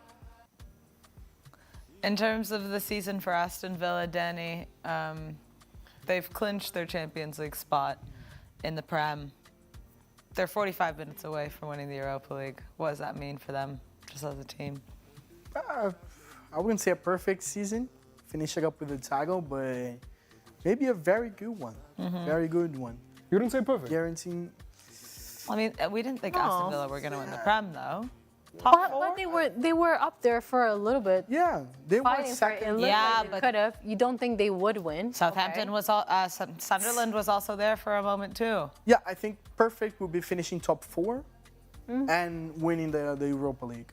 But I'd say it's a because really, there's really, top really good 5 for Champions League in the Prem, does it really matter if you finish 4 or 5? Yeah, I agree. I'm just thinking about like I actually don't. what for the fans would be a perfect I season. don't think it matters if you finish 2nd or 5th. No, I actually don't think they can finish. You get more money from the Premier League if you finish on a higher position. I think they can finish 5th, but I think Liverpool have to win and Villa have to lose, and both teams. They are top 4. Sorry, what are we saying? Yeah, are they 3 points ahead of Liverpool? Yeah. So I So think Okay, Liverpool therefore. have to win by a good amount of goals, and Villa have to lose by a good amount of goals for it to switch. I think from memory. +4. Yeah. Okay. So not a perfect season, Danny? Yeah, I'll change my mind. Perfect. Okay. Perfect. I Pretty think- great. I know he's probably not going to leave Villa, but depending on how they get done by the financial fair play, that I think big clubs need to start looking at Unai Emery. Who are we talking about I here? said this about Atleti. They should have gone for Unai Emery. I think it's been a perfect appointment. But of course, they've stuck with Simeone. But where would he go, like? Besides Atleti? I mean, to be honest, this is like you think of a club like AC Milan. I was gonna say, is there? But I actually would don't like think it. he'd leave Aston Villa for a club like AC Milan because Why not? Aston Villa have got more money. Yeah. But the law of AC Milan, no? Yeah, but you're not going to be able Right to. now, it's not. Yeah. Aston Villa will be able to compete better in the Champions League next year than AC Milan. True. He could just go and sign Christian Pulisic. Fair enough. Take him. Take them all. Take AC Milan's best player. Villa could just go and sign him. Pulisic, yeah, probably. Player that hasn't scored in 2026, but Hasn't he been injured? No, though? but Lucrezia, who's AC Milan's best player for you? Modric, I guess. Like, other than Modric? Oh my God. Magnan. Okay, yeah. Man. They could buy Man United. Literally, like Go. there's Quite nobody that's happily actually be like- playing to score that is. Like if someone came to Maignan and said, right, Villa want to buy you, he's not staying at AC Milan, is he? But because of the money that he'd leave for him. Exactly, that's my point. Like Unai Emery's not going to leave leave Villa to go to AC Milan. By the way, Sarah, did you hear about Probably Pep not. Guardiola and Saudi? I didn't. Being offered the 150 million. I don't think Pep would go. Huh? Did he sign? I don't think he would No, go. no. It's not like Was these are Saudi like a club or the national team? no for Al Hilal. Oh. Sorry, Al Nassr. Sorry, my bad. Al Nassr. 150. I don't $1 think Pep's I don't gonna know. go to Saudi. I mean, I don't think it's It doesn't exactly, seem but- like A season. something would do. A season? yeah. For a year, yeah. Oh, hello. A little bit of a Should music. we go to break, I guess? Now? Okay. Well, if you- All right. Well, let's take a break. When we come back, the second half of the Europa League final, Aston Villa 2, Freiburg 0.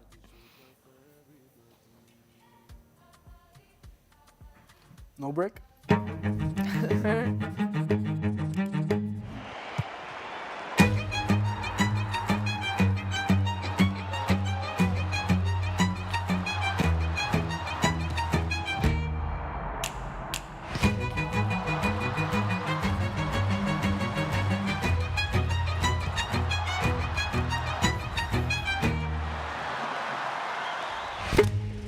Oh, and it falls through to the striker. What a goal! I can't believe it. We're just minutes in and it's already 1-0. Oh, wait, Alex. Look at that fan. He's so emotional. Even his phone is getting some love. But wait, is he leaving? No, somebody stop him. This match is not over. It is over if you play 1-up. Get settled early with SportyBet. 1-up. Winning is now that easy.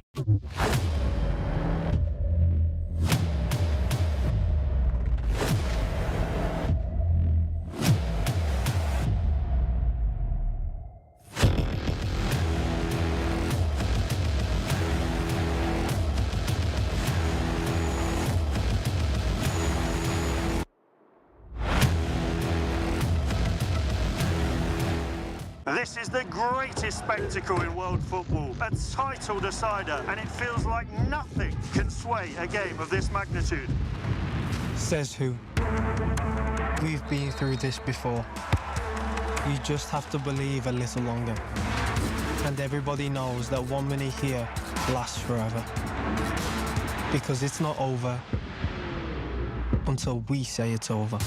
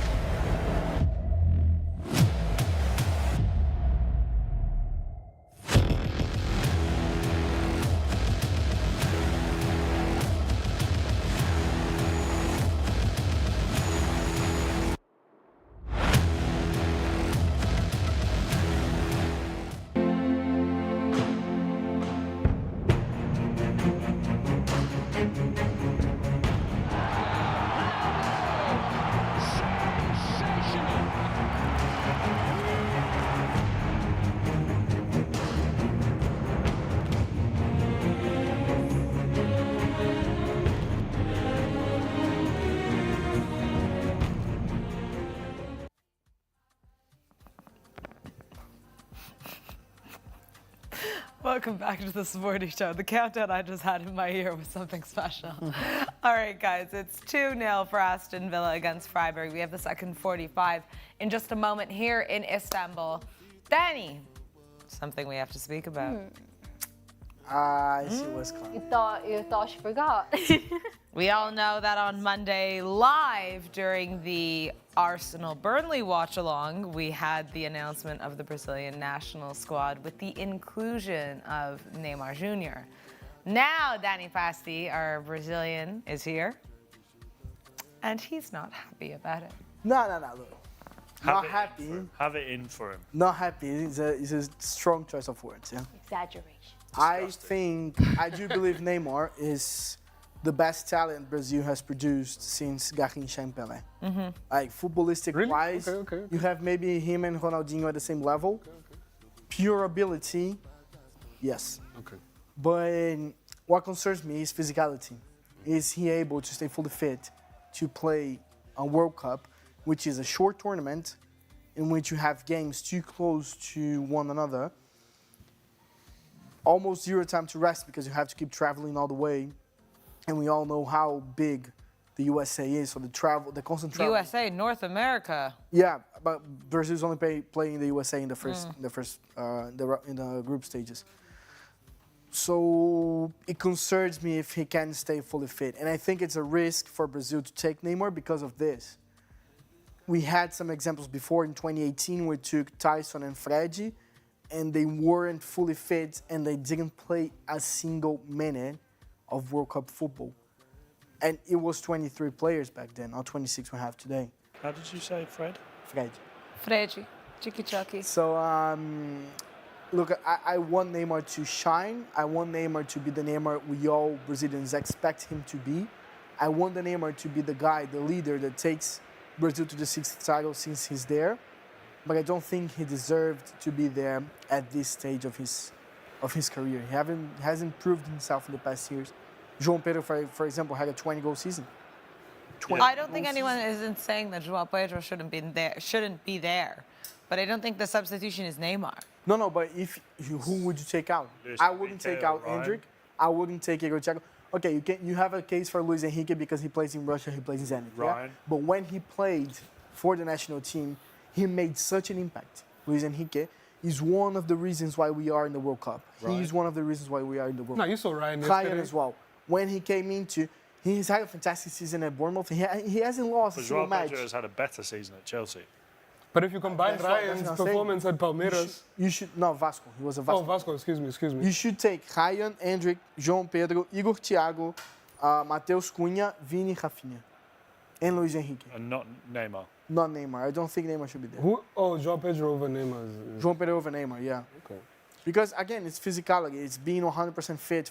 He's injured. What about the mentality? He's injured now. He had a calf injury in his last game. This was this past weekend, no? So he might lose the friendly we have upcoming against Panama because he's injured. Celebrating the selection.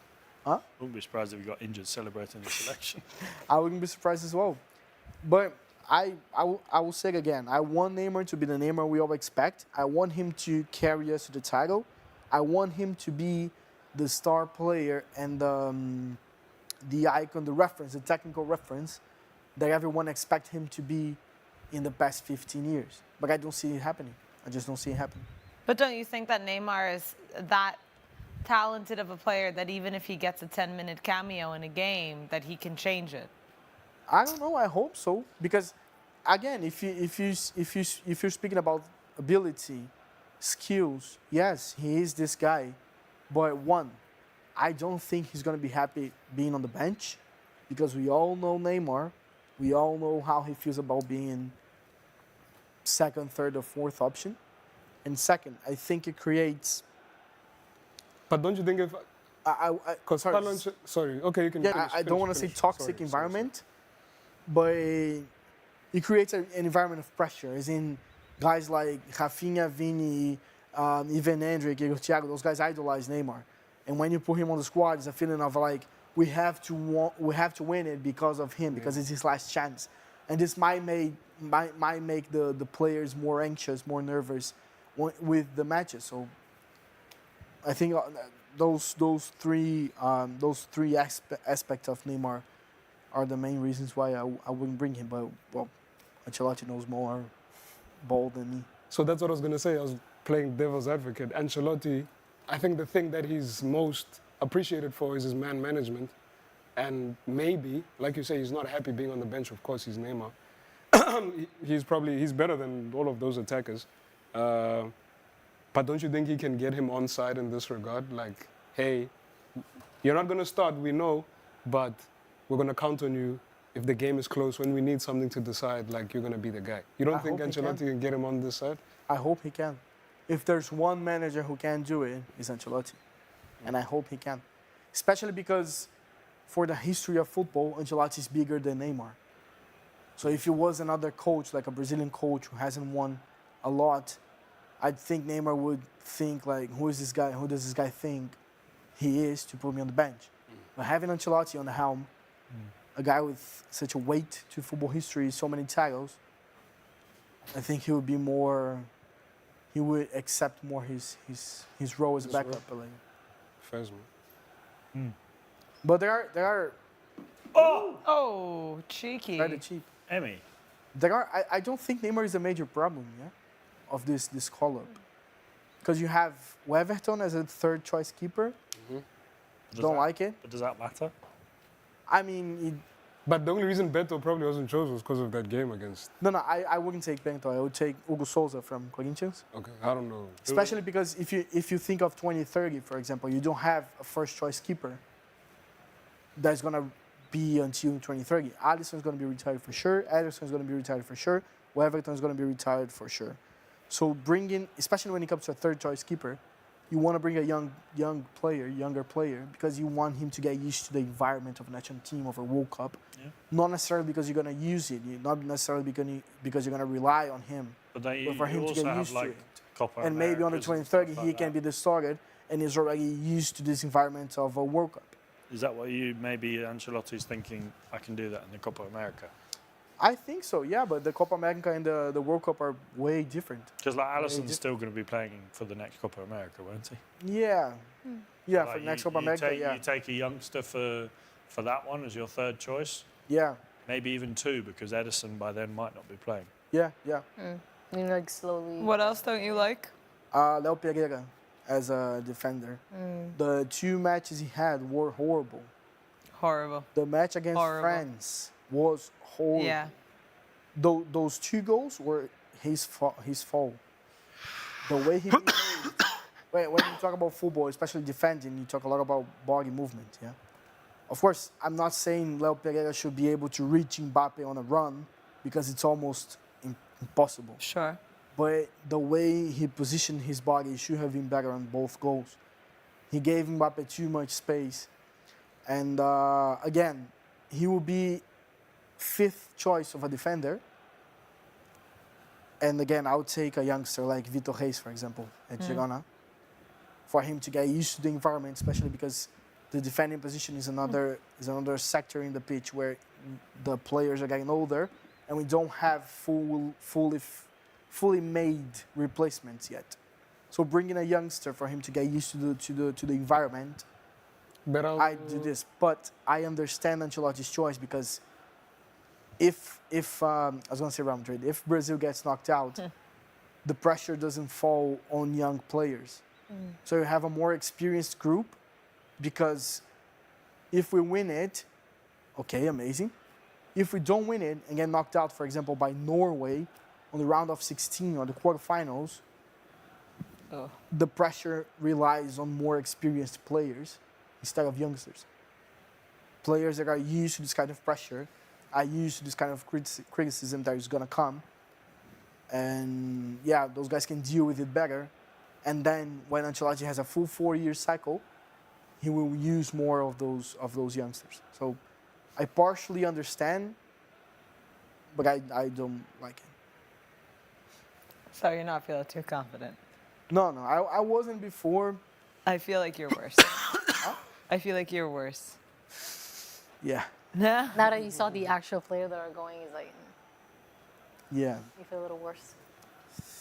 It's a hard competition, man. The World Cup is hard. Not only because you have the best players in the world, but because, as I said, it's a short competition, short break between the games. Hey. Constant traveling, no time to rest. We You gotta have to a also talk about the cohesive- fact that there's an extra game this time round for the first time ever with the round of 32. The tournament's different. I The think tournament's different, yeah. It's longer, it's heavier, it's more exhaustive. What, Alex? no, I'm just going to say I think there's just too many teams at the World Cup. Yeah, of course. But I was saying, like, if you want to have the round of 32, make it so that the top teams don't play in it. Yeah, Yeah. so the third place teams go through and play each other, Yeah. Yeah, and then 100% agree. Like the Champions League this season. Like the You have playoff. the Yeah. but then that still would mean another round, because if it's No, I know, but it incentivizes you to do well so that you don't play that other game. yeah. But I still don't think it should be there.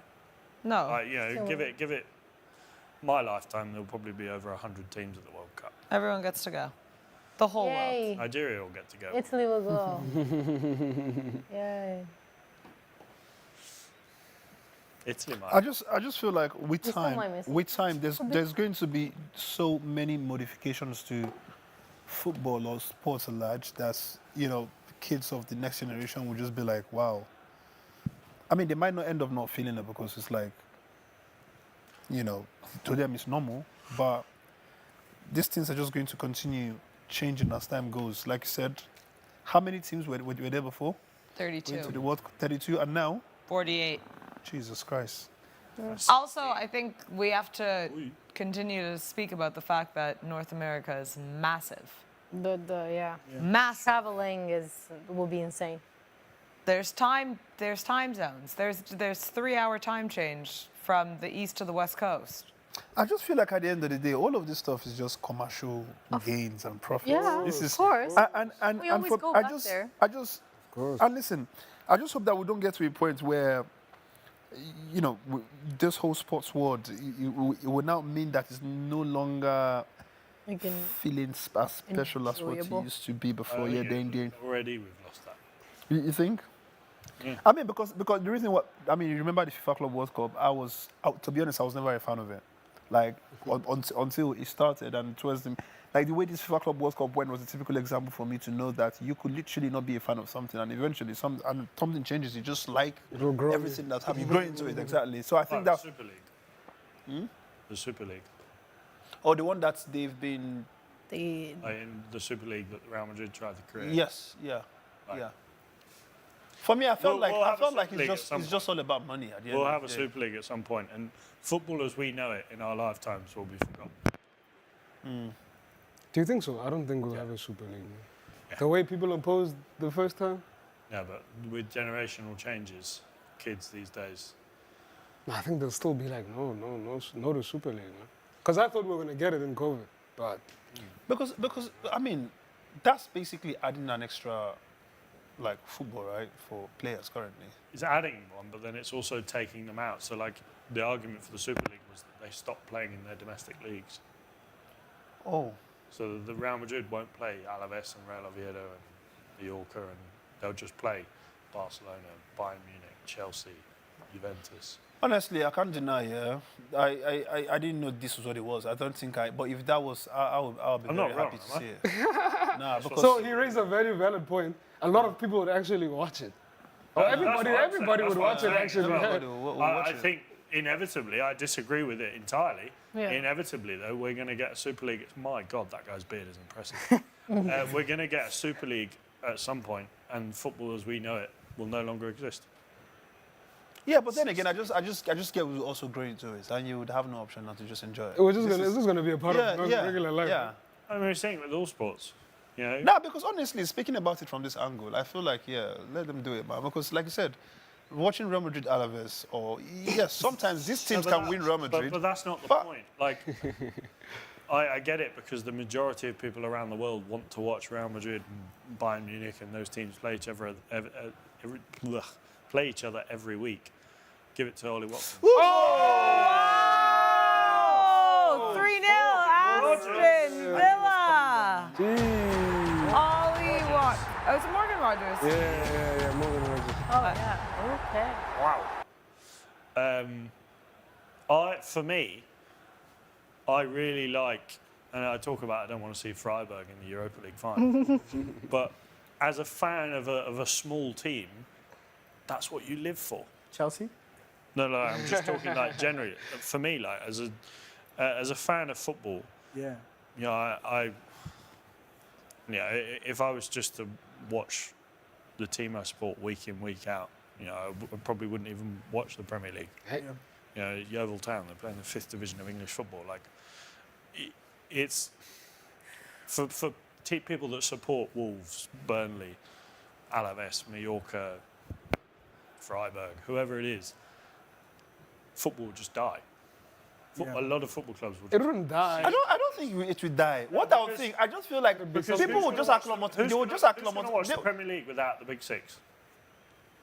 Yeah, but it, No, no. I think that the Premier League is an exception because it has like Aston Villas and but you know. the viewing but numbers would be- La Liga would struggle. Who's going to watch La Liga without Atleti, Real Madrid, and Barcelona? Yeah. Nobody. No one. Nobody's gonna. I think it would be hard for us to say many people would watch the Premier League without the Big Six. No, definitely It's not. like, yeah, you know, Aston Villa against Nottingham Forest, great. Brilliant. Exciting. So good. Like Bundesliga. No one's going to, I mean, no one really watches the Bundesliga now. But the Bundesliga, you take away Bayern Munich, Bayer Leverkusen and Borussia Dortmund, no one watches the Bundesliga. Serie A. You take away... I think, to be honest, after Premier League is Syria in terms of like competition, in my opinion. Serie A. Yeah, of course, definitely. Facts. Yes. Yeah, definitely. It's right. Premier League, Serie A, and then before you start coming into La Liga and the rest of Yeah. it, 100%. I mean, we can't take that one away. I feel like, and you see that this is one conversation I was having with a friend of mine just today, right? So the conversation was, how does Real Madrid finish second in La Liga, and everybody is sad because it's a bad season for Real Madrid, right? Because there's only two teams around. Well, exactly. Do you see it? So it's like you either come first and you come second, you become... That's effectively coming bottom. Yeah, well, yeah, absolutely. No, that's a fact. Like Real Madrid and Barca in their own mini league there. Yeah, no, but let's be sincere with ourselves. That is what, and listen, this is something I wish was Little not in La Liga. substitution for Freiburg. Lionheart and Hoffer out. Sorry, Clinton. Like the difference between La Liga, yeah, and the Bundesliga is not so crazy in my opinion. I mean, La Liga is already dying, and Real Madrid and Barcelona are in there. Like, the amount, if you finish 20th in La Liga, you get £800,000. Like 100,000. 800,000 euros. 800. Yeah. Bro, you know whoever wins the championship final is getting 124 million. Fam, they said that Burnley that got relegated is getting more money than yes, the Getafe. teams, They'll get more than yeah. Getafe. Yes. Do you know what I think would raise the competition level on those leagues? If the Champions League came back to be the Champions League, in which only the champions qualify. So this season, for example, you'd have Barcelona qualifying for the Champions League, And then what? Real Madrid for the Europa League. The Europa League would be the The second, third, fourth. yes. No, not second, third, fourth. Second. And then Conference League. And then Conference Then you're going to League have to create third. another trophy for fourth spot. They're gonna make 3. So be honest, right? Listen, to push actually, forward. 6, 7. listen, if it was like that, I would even prefer it that way. Because you would raise the competition. For example, So that Atletico means de Madrid. in Atletico the- Madrid, they are comfortable on finishing top 3 every Yes, exactly. It would make- Yes, Because they It would just make can't football more guarantee- interesting. Absolutely. It would make it more They competitive. get- because they know the money. they can never go past Real Madrid, Barcelona, right? That's it. Yeah. They would either come third or fourth. just This play- is by default. They play They've bought a UCL, land they're there. happy. The only thing is... Maybe win a Copa. Yeah, on and the assuming way. they win it, No, you know, no. like, do you understand? Like it's almost like, yeah, this is why we're in La Liga. Yeah. We are not here because we know that it's possible for us to win the league. No, just to It's qualify it's for like, UCL listen, and and maybe on the the funny thing way. is they will continue qualifying. Guaranteed This is Champions what League guaranteed. money, and that's it. Yeah. The only thing is with that, there's a way of working it. You'd have to include more European countries. Oh yeah, and I love it. Like So like you'd have the Danish champion. yes, You know, Moldavia champion, AGF. the Georgia champion. Exactly. Yeah, And one, you'd one have- the so winner there's each still- league, and that's Yes, the winner Yeah. of each league in Europe. Funny enough,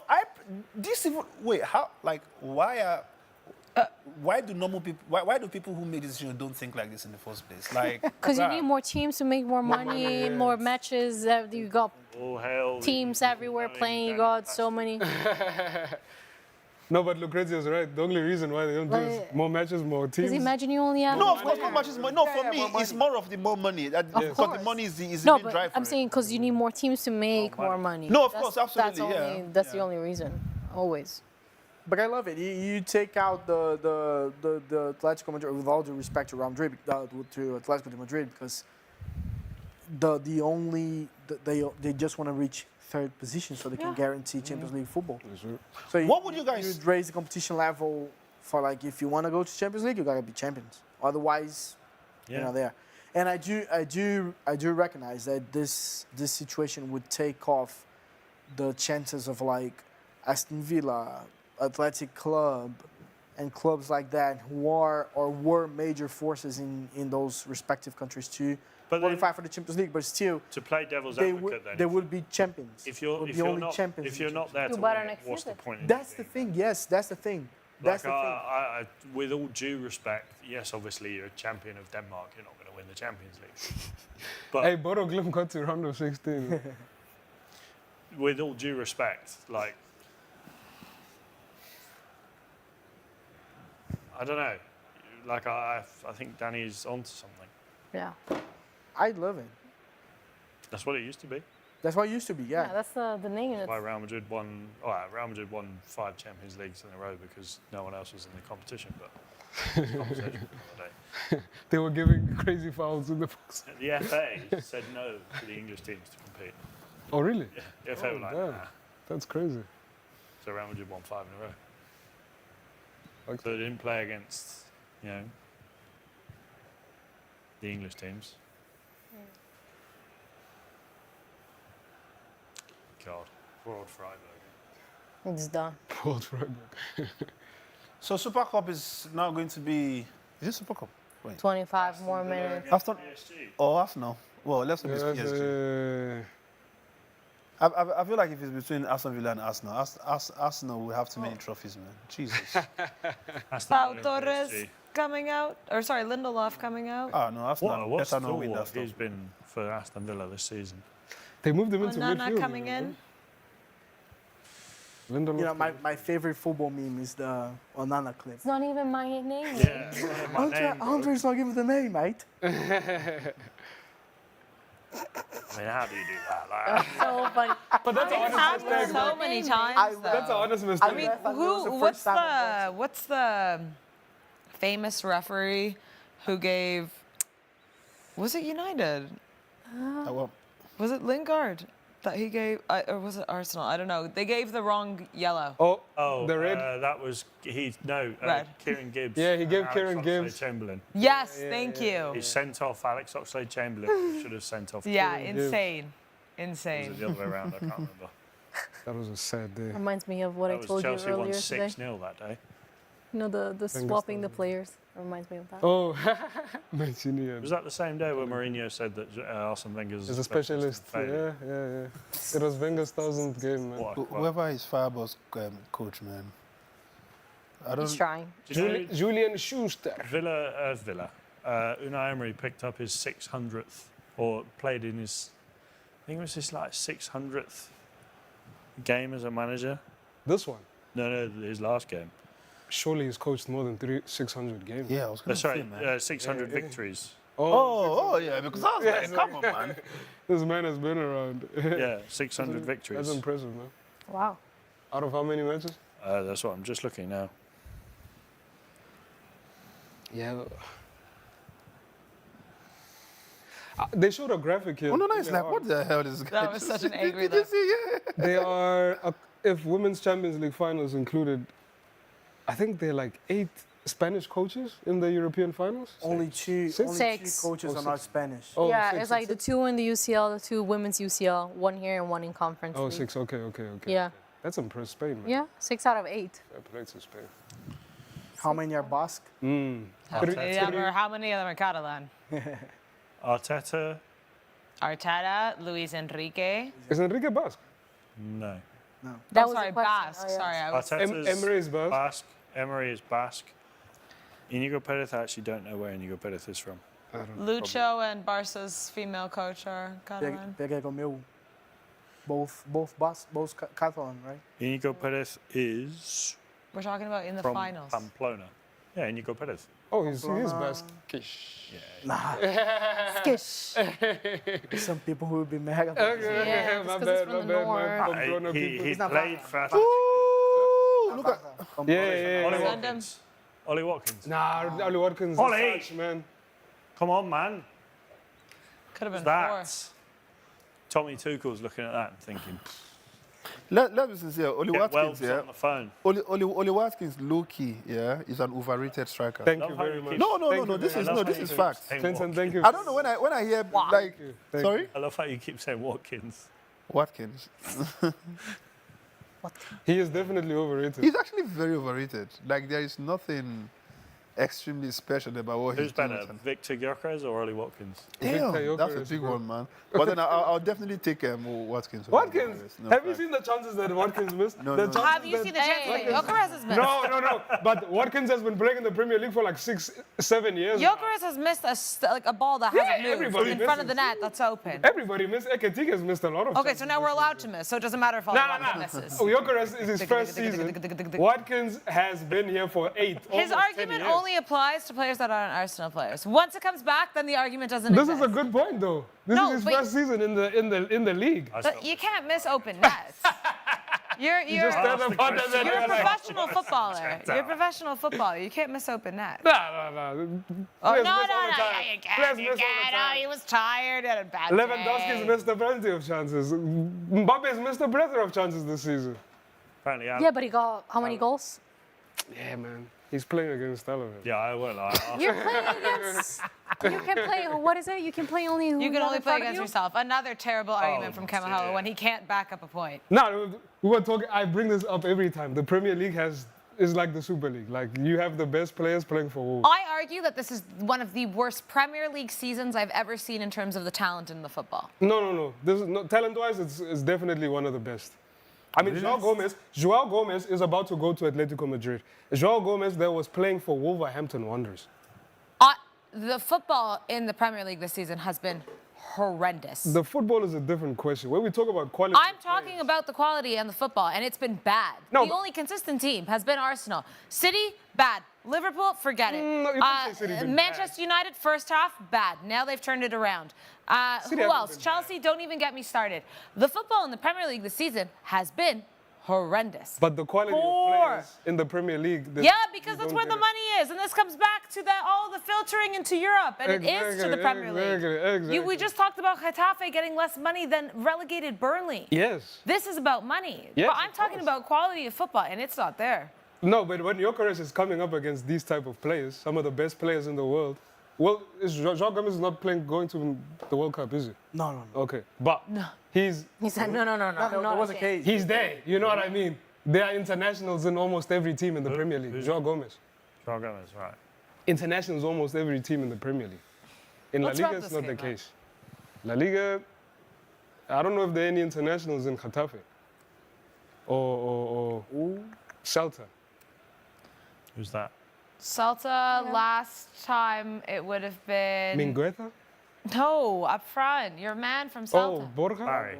Borja Iglesias. Barry Aspas. Yeah, thank you. Sorry, Iago Aspas was a Spanish national for several years. Borja Iglesias going. Several. Borja South- Iglesias is gone as well, but Iago Aspas was there for Aspas is leaving Celta, right? this season. This season, right? Yeah. Season. Southampton's appeal against expulsion from the Championship playoff final has been dismissed. I mean, So what now? It's Hull against Middlesbrough Oh, sorry. Okay. More subs coming in for Freiburg here. at 3:30. So Kubler and Grifo. So they've made all 5 subs. Ooh, Yeah, we did see I was 3 expecting earlier. more from Grifo, yeah. my God. I was expecting more from this team as a whole. I was expecting more from Freiburg. Makengo. See how this game went. Like the first 15 to 20 minutes, Freiburg was kind of high pressing and actually got the best opportunities by stealing the ball in Aston Villa's pitch, in Aston Villa's attacking side. But the thing is, you cannot high press, especially against a physical side like Aston Villa for 45 minutes. for 90 minutes. So they had to back down at a certain point. And when they backed down, they Aston Villa saw the conceded opening. goals. So they're just not good enough.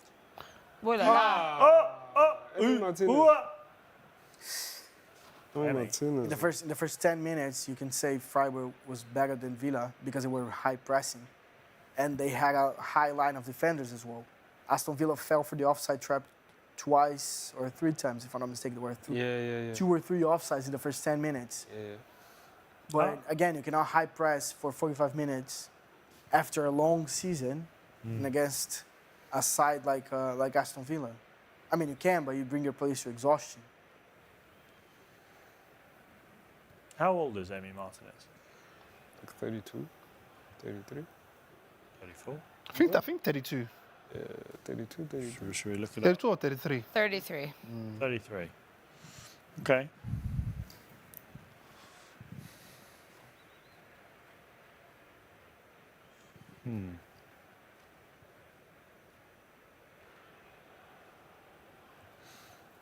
All right, come on then, lads. Have you seen the video of Ginter getting carried by Freiburg fans? Because it's his boyhood club. Vaguely. He played for Freiburg, went to Borussia Mönchengladbach, and now he's back to Freiburg. He's there. He's a World Cup winner, no? No. Yeah. Is it? 2014. Nice. Traumatic. Nah. I remember watching that game in a bar in Berlin, and for some reason I decided to support Argentina. And who scored? Mario Götze in the 118th minute. No, but who scored for Argentina? Nobody scored for Argentina. Yeah, they did, but it was given offside. Oh, he was. No, I know exactly. Biglia. Could have been Higuain. Biglia was also the reason Mario Götze scored the goal. Besides Horrible. the point, in the middle of this German bar in Berlin, Argentina scored. I got up and went, yes! All these Germans turn around, look at me like, what the hell? Oh my God. This five. Now, this is what I'm thinking about Europa League, yeah? I feel like. Pégala. Oh my God. Oh my God. Oh my. How on God's green earth did you miss that? Football, though. I thought he scored and that was just, you went straight into the celebration. Like these guys are They playing went straight Freiburg, there. that they are playing Burnley. Because it looked Even Burnley will not. See, well, God knows that Burnley will play better than this Freiburg. Right, relegated Burnley. probably. Like for me, it's not the way you. Oh, the run. Oh, look at that. Oh. It's not even the way you lost it 3-0. Like even if Yeah. Oh. Shocking. No, they didn't even try to chip. He tried to put it on. even if you're gonna concede 3-0, play good football at least. Like gives people something to think that you actually tried. There's nothing from this team. I mean, it's what I'm saying. Like, on the first 10 minutes, you can say arguably that. To be honest, I don't think I've seen Freiburg play anything here. After you concede 2 goals in the first half, you get kind of lost. No, definitely. But even from the start of the game, I don't think I've seen them play any kind of positive football. I mean, when they were high pressing, they kind of generated some chances. But it wasn't enough. I mean, I'm not saying that they were playing good. But they were putting Villa in a weird position. For 10 to 20. I mean, you are playing a final, man. Like, Kamogelo, understand me here. Like, imagine you get to a final and people are praising you because you were able to put Villa. Literally, you're 3-0 behind, but you were able to put. It's like, I don't know if you know when kids are fighting, right? And you've punched somebody's nose is bleeding, and the person whose nose is bleeding is the one telling you, if you touch me again, I've killed you, I'll kill you again. But you're the one who they've beat. Come on now. I mean, this is a Europa League final, for Christ's sake, Danny. I mean, I agree. But we saw last season, for example, Atalanta beating Bayer Leverkusen 3-0. Yeah, but that's the thing. For me, that's the reason why I said it's how you lose the game. Like, lose the game, but let the viewers feel like, bruh, we're enjoying whatever it is you're doing on the pitch. You're giving us something like maybe you have a plan. Your plan is, these guys, they don't have no plan, bro. I'm not enjoying whatever they're doing on the pitch. The fact that Villa still has the ball. Look at how they are playing. The way Villa carried that ball, like that. No, Sarah, you understand? Like, it's like, Sarah, I'm telling you, this is not quarterfinal, Sarah. No. This is not semi. This is, Freiburg, they are playing final Europa League. The first title that they can win. No, literally. And you have to remember this side beat Celta 6-1 on aggregate. It's not a horrible team as well. I love the fact that you just said like they're playing badly, but it was the same thing with Bayer Leverkusen. They went 2-0 down, they got lost. How bad are Celta then? Yeah, I mean, Braga as well. Braga is a decent team. They beat Braga 4-3. It was a hard call, you know. Just smash it. Like, listen, let me tell you, like, Aston Villa here are playing these guys like they are playing... Like, for fun. They're in England. Like, Aston Villa aren't even at their highest level. No, yes. They're passing it around like Sunday they are breezing out. They are doing training here. Easy breezy, exactly. The way they have space in midfield is crazy. You shouldn't have... Mukengo. Go on. Cleared away from, like, literally. Like, no. Do you know that they're playing in their area under no pressure. But that's what I'm saying. I think this is more because of the 2 punches. They Welcome go to the into big end of the leagues. first. Let's go. This I is the agree. final. I want to see you die for it. This is what I mean. There's no urgency from them. They can't put together, 4 consecutive passes. They're not taking shots. I don't care if it's from outside. Take the shot. You guys are down 3-0. There's nothing to lose. No, this is a really bad final, I will say. Yeah, I think they're just lost. Who do you think would win if... Who won the Copa Libertadores last year? It was Flamengo. Who do you think, and take those teams at their prime, like still with Felipe Luis, if Flamengo played PSG, who do you think would win? We saw who won PSG on penalties. Do they play each other at the Club World Cup? Yeah. In the Intercontinental Cup, the one at the end of the year. Right. But Oh. Flamengo yeah, beat Chelsea, for example. Yeah, it's true. If it's a one-off game, it could be... Anything can happen. Anything could happen. Like, PSG would be the favorites for sure, but Flamengo's the best team in South America right now. If you were to do a 2-leg, with the first leg being in wherever and the other leg being... In Rio. No, I was like, At the do one leg Maracanã. no, I was like, what I'm saying, like you... Can you imagine Like that? a neutral No, I place, mean, yeah, like, no, what? You could do neutral, but you could do one leg in Paris and one leg in Brazil. Like, That would be hard. That'd be insane. would. It'd have to be like a month separate. it would, but like, yeah. Who would win then? I think PSG are still the favorites. PSG are favorites, yeah, but would they win? But the one in Brazil would have like 17 red cards. It would be players, super PSG players walking into the crowded Maracanã with the Flamengo supporters screaming, shouting, singing, and insulting them, they would shake. Yeah, They they're would not tremble. used to it. They're not used to that. And the PSG ultras are some of the best ultras in Europe, yeah? But Wendy still- and Dean coming off for Aston Villa. Sorry, Danny. Nah, don't worry. It's a Or Jadon different Sancho and Ian Matson. Guys, what do you guys think about Sancho for Aston Villa? Do you think my I man haven't just... thought about it once this season. Well, it's Honestly. That's what I think.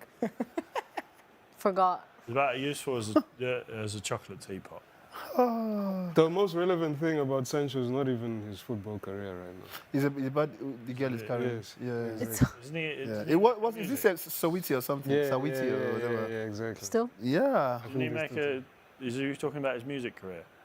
No, No, the His girlfriend. girlfriend. Yeah, but didn't he like make a song? Who's his girlfriend? No. The person that made the song was. Wait, sorry, Jadon Sancho makes music? No, it's not Jadon Sancho. Yeah. Sancho? No, it's not Jadon Sancho. The person that made a song was. I know. I think there was a rumor going around that there was a Premier League footballer that was in a rap song, and people thought it was Jadon Sancho. No, it was Alex Iwobi. Ah. Oh. Yeah. Didn't he drop? I will be a rapper. I also have a rapper in my team. Who? Ah, yeah, Rafa Leao. Leão. He's Rafael better than Leao. that. He's He better had than a that. whole party for the release. I mean, do you have I think some more Alex songs, Iwobi but did maybe a whole you should album just do listening that. party or something. Exactly. Wait, what did you guys freak out about? Have you ever heard? I was telling you Memphis about Depay Sawiti. He's actually not a dating bad Sancho. rapper. He was like, decent. Yeah, Sorry? They're dating? yeah. Yeah. I don't Wait, know. I don't watch football players' personal life. But I don't know if At he all. was. Who did He you was Nah, funny enough, yeah, is the way when you see them going out, like coming out of the car. You will see that he literally feel like I have to beg for this So relation. many It's crazy. emotional Like, Where's she from? you know, I'm happy she's dating me. She's like a rapper. I've Like never heard of her. She is offside. Oh, Jadon. this You know, I've never listened to her song. Do you know the funny thing? It's all the controversies online. So I'm like, what is this? Like, you know, most times all these American They're rappers, dating. male and female. Sometimes I don't know if it's the it's controversy still- that's more famous than their Make music. yes, I don't exactly. know what they do. It's just, you hear some NBA person dump this person, and then one footballer took that person, and then it's like, you know, it's never about the music or it's always about the controversy that comes with what they do outside of their profession. Have you ever heard Memphis Depay rap? Yeah. He's Crazy. Oh, good, yeah. man. Yeah. He's good. I have some of his songs saved. Wow. He's decent, actually. I know you're a football fan. Don't worry. Like your own is like a course. Yeah. The song you got saved, they came from footballers. I'm like trying fully in it. to think the Literally. best football rapper fine. I've ever heard. I won't be surprised if he says, bro, my doctor. If my doctor plays defense in one club. Oh man. I mean like a legitimate football. So that whenever the doctor. John Barnes. Yeah. He has music, he has songs. Who? John Barnes. Have you not heard that England World Cup song from back in the day? Oh my God, bro. Where John Barnes had a verse in it. What? Have you not heard it? No, of course not, bro. John Barnes is a footballer. Yeah, but that's what I'm saying. You're asking about footballers who have ventured into music. But I'm saying the best, like who would be the best? John Barnes. I'd have to hear the song. Blimey. But I think, yeah, off the top of my head, I think Memphis. Big what a save from save. Divu. What a save. Oh, is that his rap name? Way 45. Alex, I was just thinking about your bet, and the only thing that's hit is Villa winning. Both teams to score didn't come through. The cards. like No, we've just hit 4. I like this. So it could hit, but 4.5, right? yeah, over 4.5. What was the other? Okay. 2.5 goals. Okay. I'll check it out. Yeah, so that's hit. Okay, fine. No, I just want to, I always like to check in.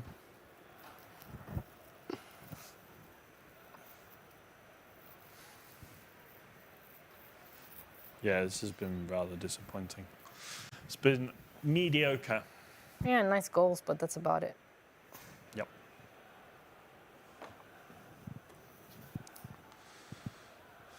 Is that the Freiburg fans still singing? Hey, It is. you gotta. At least they're not walking out of the stadium. Yeah. Arsenal fans would if they were. Ages ago, Chelsea fans, man. Arsenal fans would have left at half time. Oh my God. For me, you know when I was trying to impersonate what Alex would have been saying yesterday or something, right? But for my head, in my head, I'm like, no, but this is a normal thing among English people. When things are not going their way, literally what they're saying is, I was going to use a bad word. You were going to say, I know what you were going to say. Alex's favorite word. Yeah, man. Alex's favorite word. Oh, bollocks. Vincent. Apologise.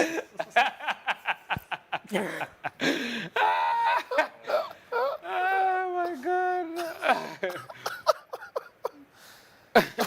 Like, why not go and enjoy the rest of your night in Istanbul if you're losing 3-0? I mean, you came for the football, bro. You came. Clearly, your team didn't come for the football. You came for the football. They didn't. So why should you stick around and say they're playing like a bunch of farmers that have never seen football in their life? Imagine the players not coming for the football, but the fans came for the football. Yeah, these Freiburg fans have come for more of football than the Freiburg players. It's okay. They can leave in 5 minutes and go enjoy Istanbul. Nah, but you leave with everyone else in the stadium. It's going to be. Yeah, it's not the same, is it? Maybe leave Istanbul, now. getting back into Istanbul with everyone else, chaos. Have you been there before? No, but just getting back into a city from any stadium in any city anywhere. Yeah, there's always it's just chaos. chaos. Yeah, there's always chaos. Especially when there's 60, 70,000 of them. True. Ooh, that was harsh, man. Midnight Durham. Yeah, I mean, I guess. Because that's what all the Aston Villa fans will be doing after about 4 more hours of drinking. What time is it? Bro, 4. they're not going to stop drinking. What are you No. doing? I mean, Turkey's what, 2 hours ahead? No, 1. 1 maybe? Oh, are they? Okay. 1, 2. Oh, Two? is it 2? Is it? Turkey's 4. Is it? 2 or 3 hours ahead. Turkey time. Turkey time. In 1 hour. Douglas There you go. Luiz. Exactly. Turkey is Has anybody Pau been Torres and Yuri I've been Tielemans to have come Turkey. off 1 hour. before. Turkey Air. Douglas Airport, okay. Luiz Turkey airport. and Apparently, that's one of the Tyro best. Mings. Apparently, Turkey airport. You know what I meant. How many? Brazil airport.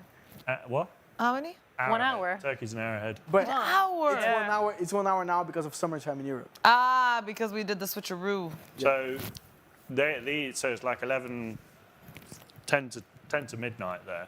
This game will be done in 5-10 minutes or whatever. Istanbul tonight is going to be Crazy. The poor the people Irish of pubs are going crazy in Istanbul, man. The poor if people of you're a Istanbul. police officer in Istanbul, Yeah, the Birmingham boys are going to be out. if you pick tonight to work overtime, sorry. Hey.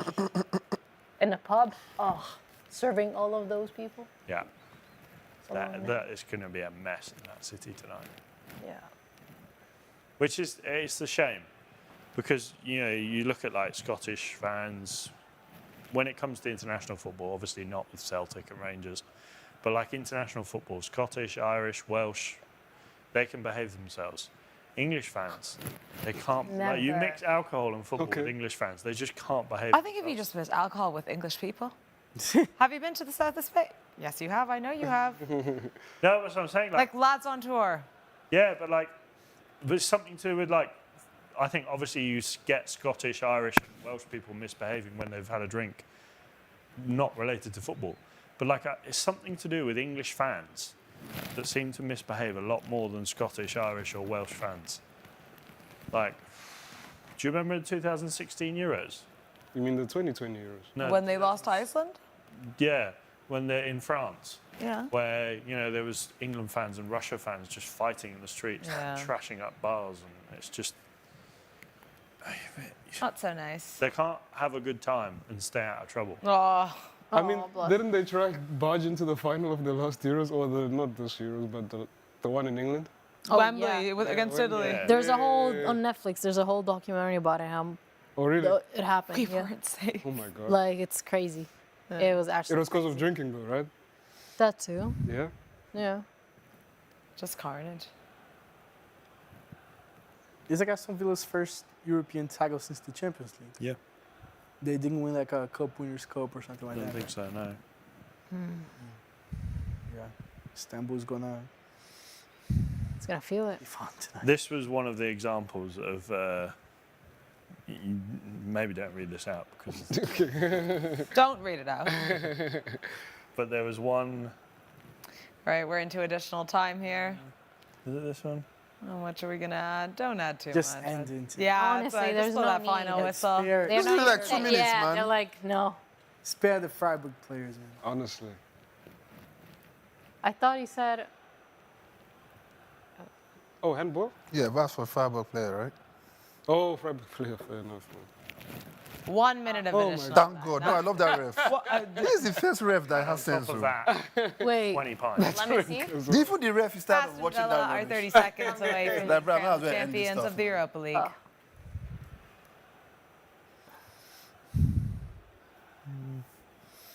It's funny you mention it. That stuff is common in football, man. Oh, my God. Stop the light. Nah, I saw. Again! I forgot. And I remember going. I went to Just blow the whistle, an mate. AC Milan UCL match. I think it was Chelsea. What's a yop, bro?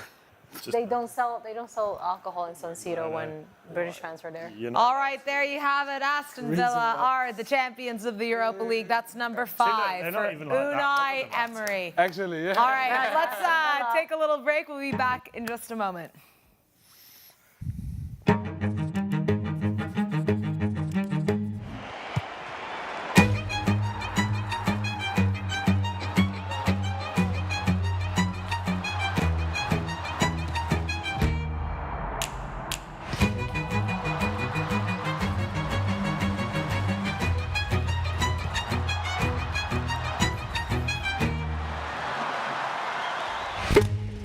Oh, and it falls through to the striker. What a goal! I can't believe it. We're just minutes in and it's already 1-0.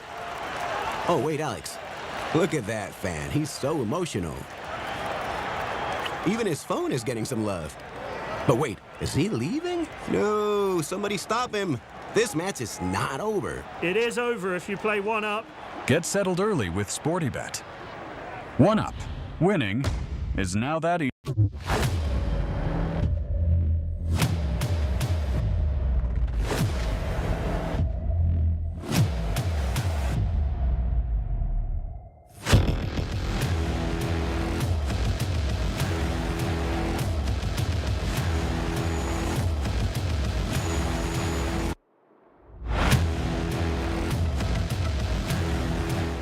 This is the greatest spectacle in world football, a title decider, and it feels like nothing can sway a game of this magnitude.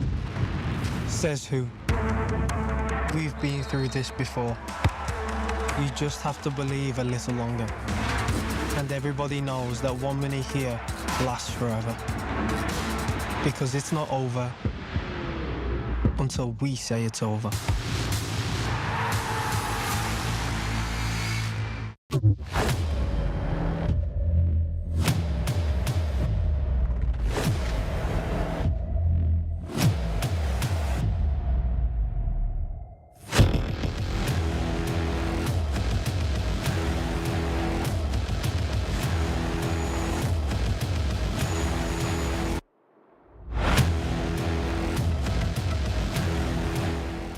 Hey, baby. I missed you so much. What are you doing right now? Emeka, I'm in the car now with my family. We are going for lunch.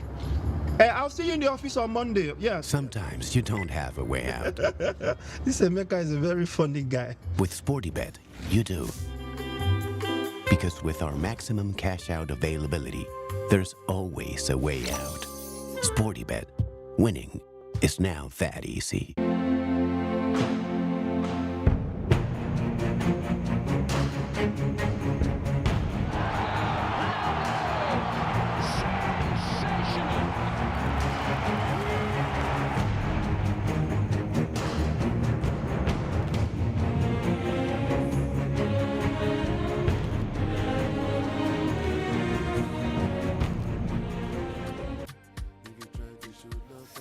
Welcome back to the Sporty Show. There you have it. Aston Villa are the Europa League champions. Unai Emery does it again. That's number 5 for him.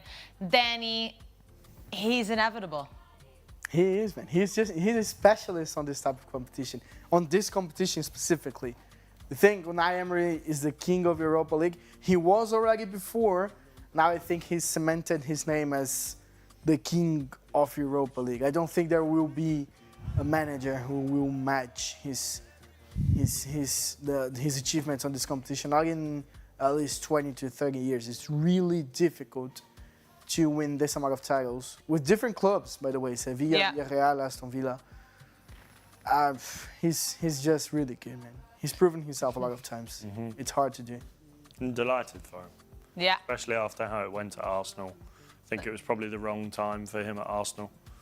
You know, it was always going to be difficult coming in after Arsene Wenger, but he's proven himself again to be a top-level manager, and there you go, Prince William. He's an Aston Villa fan, right? He is. Yeah. He's an Aston Villa fan. Yeah, some night for Villa, and I can imagine, who are they playing at the weekend? City, aren't they? Yeah, City. I can imagine City are going to win that one. They're going to be a little... I was going to ask, all this while that, you know, we've been complaining that Arsenal has not really won a trophy. You know, we're speaking about, like, major trophy. If Arsenal had won the Europa League recently, would we have been saying they've not, like, No, would that count? They don't have changed. No, they don't have changed anything. So you just believe in Champions League, Premier League? It's not us. It's the rest of you guys. No, but that's not true. Those are the only 2 major trophies. Yeah. Like, you can't say as a club we've won a major trophy after winning the Europa League. Why not? It depends. I feel like it Depends kind on of the depends on the depends- club. To be honest, it depends on the club itself. Like for me, you cannot be Real Madrid and be like... Crystal Palace winning the FA Cup. No, it's not. That's for them. Major club. like, yeah. Newcastle winning the Carabao Cup. Well, that's Exactly. true. It depends on the club. But like, if you're a club like Chelsea, winning the Europa League is just sort of, or a club like Man United, like. But winning the Europa League. Arsenal at that time, it wasn't the squad full of stars. And That's great what I'm saying. players Like for against Arsenal, like winning the Europa League. would be a Massive major title. No, it would not be a massive. You don't think so? Honestly. No, it wouldn't have been massive, of course not. Because people would still be like, oh, like, you guys don't have Champions League, you guys don't have Champions League. Caught the bait. So Jadon Sancho he's won a trophy now. Yeah. Believable. I feel like you're... More trophies this I season. feel like you have something deep-rooted for Jadon Sancho, man. No, I love Jadon Sancho. They don't understand. For me, he's one of the best players in the Premier League for me. I love watching Jadon Sancho. Fact. Listen, I know this is going to be the odd one. Do you want him back at United then?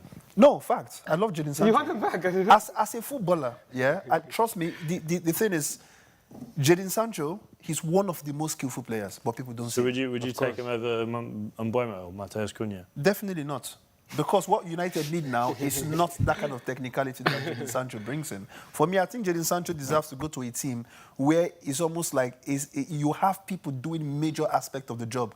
His job is not to help you win. Jadon Sancho is a flair player. Like, when you watch what he does on the pitch, he's almost like, I'm a show-off guy.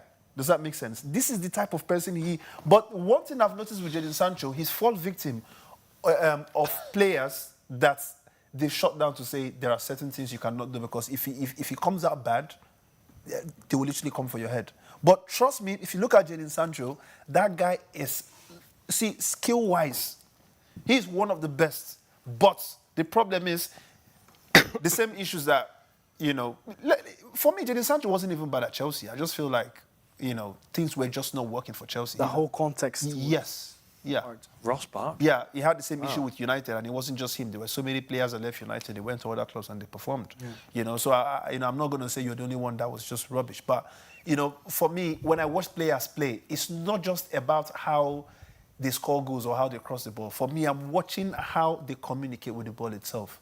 And Jadon Sancho has that communicative skills with football that I see among some of the greatest players I've seen, like the mannerism that he has with the ball. Say, for example, if I'm speaking about maybe Lamine Yamal, for example, like if he has the ball, there are some kind of gimmicks he does with the ball that at times when Jadon Sancho holds the ball too, I see it with him, but they might not have the same success rates when it comes to whatever it is that's making them do what they are doing. You understand? But I've always rated that guy. I just feel bad that he's not really in a position in a club where this personality on the pitch can come out and shine properly.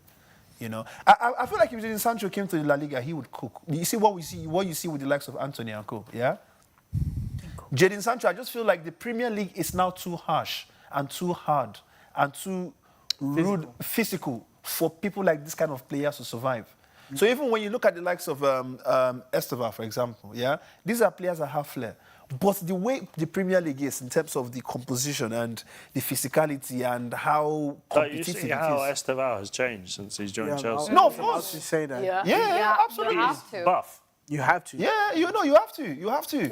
Like, I'm sure, but I'm sure that before players come to the Premier League, they prepare themselves, both physically and mentally. But I think since he's been at Chelsea, you can see a gradual progression. If you look at the picture of him when he joined Chelsea and the picture of him now, Definitely. I don't like it. He gets heavier. He doesn't dribble anymore. Listen. That is one aspect of his game. That he doesn't dribble anymore. He doesn't dribble anymore, right? Not the way he used to dribble. The way he used to dribble. This is the reason why I'm saying that the Premier League does not accommodate a lot of these. Yeah. Because if I ask you now, which players in the Premier League are dribblers? Like, I know you mentioned maybe the likes of Doku, for example. Why? Because we know when we speak about the likes of Pep Guardiola, there are people that it's almost like Pep Guardiola is happy for them to unleash this part of them. But Sancho's a better dribbler than Doku. Who? Yeah. Sancho. I think that... No. For me, no. Listen. I don't think he's a better dribbler. But when it comes to more successful dribbles, you're giving it to Doku. You're giving it to Doku. Do you understand? But when it comes to the flair of football that I want to see, for me, Jadon Sancho has it, like I want to see it more in Jadon Sancho. It's a different kind of dribble. It's a different kind of dribble. Doku needs space. He needs to dribble on large spaces. You are seeing it exactly. Sancho does it on tight spaces. Absolutely. Rodrigo, for example, from Madrid. Absolutely. He dribbles in tight spaces. So when you look at this other guy from Manchester City, the midfielder Ryan Cherki, you will see that he's also one of those players that can do it within a very tight enclosed space. Like he can walk in past 3 people just within a box or within a triangle, right? But there are players like you mentioned, the Jeremy Doku. Now, we've just given these 2 players and their skill set in terms of how they dribble now, right? But there are also players who are very good when it comes to both aspects of it, right? So they come as a complete package. And these players are the ones who we now tend to define as a world-class player. So you look at the likes of maybe the Lamine Yamal or the Michael Olise. These guys, they can literally make you run. They need if they want to use the space, they will take the space. But if they want to go within that enclosed space, they can still do it at the same time. They know how they know how to walk the ball. When you see the way they are, so this is something I wish we saw more from Jadon Sancho.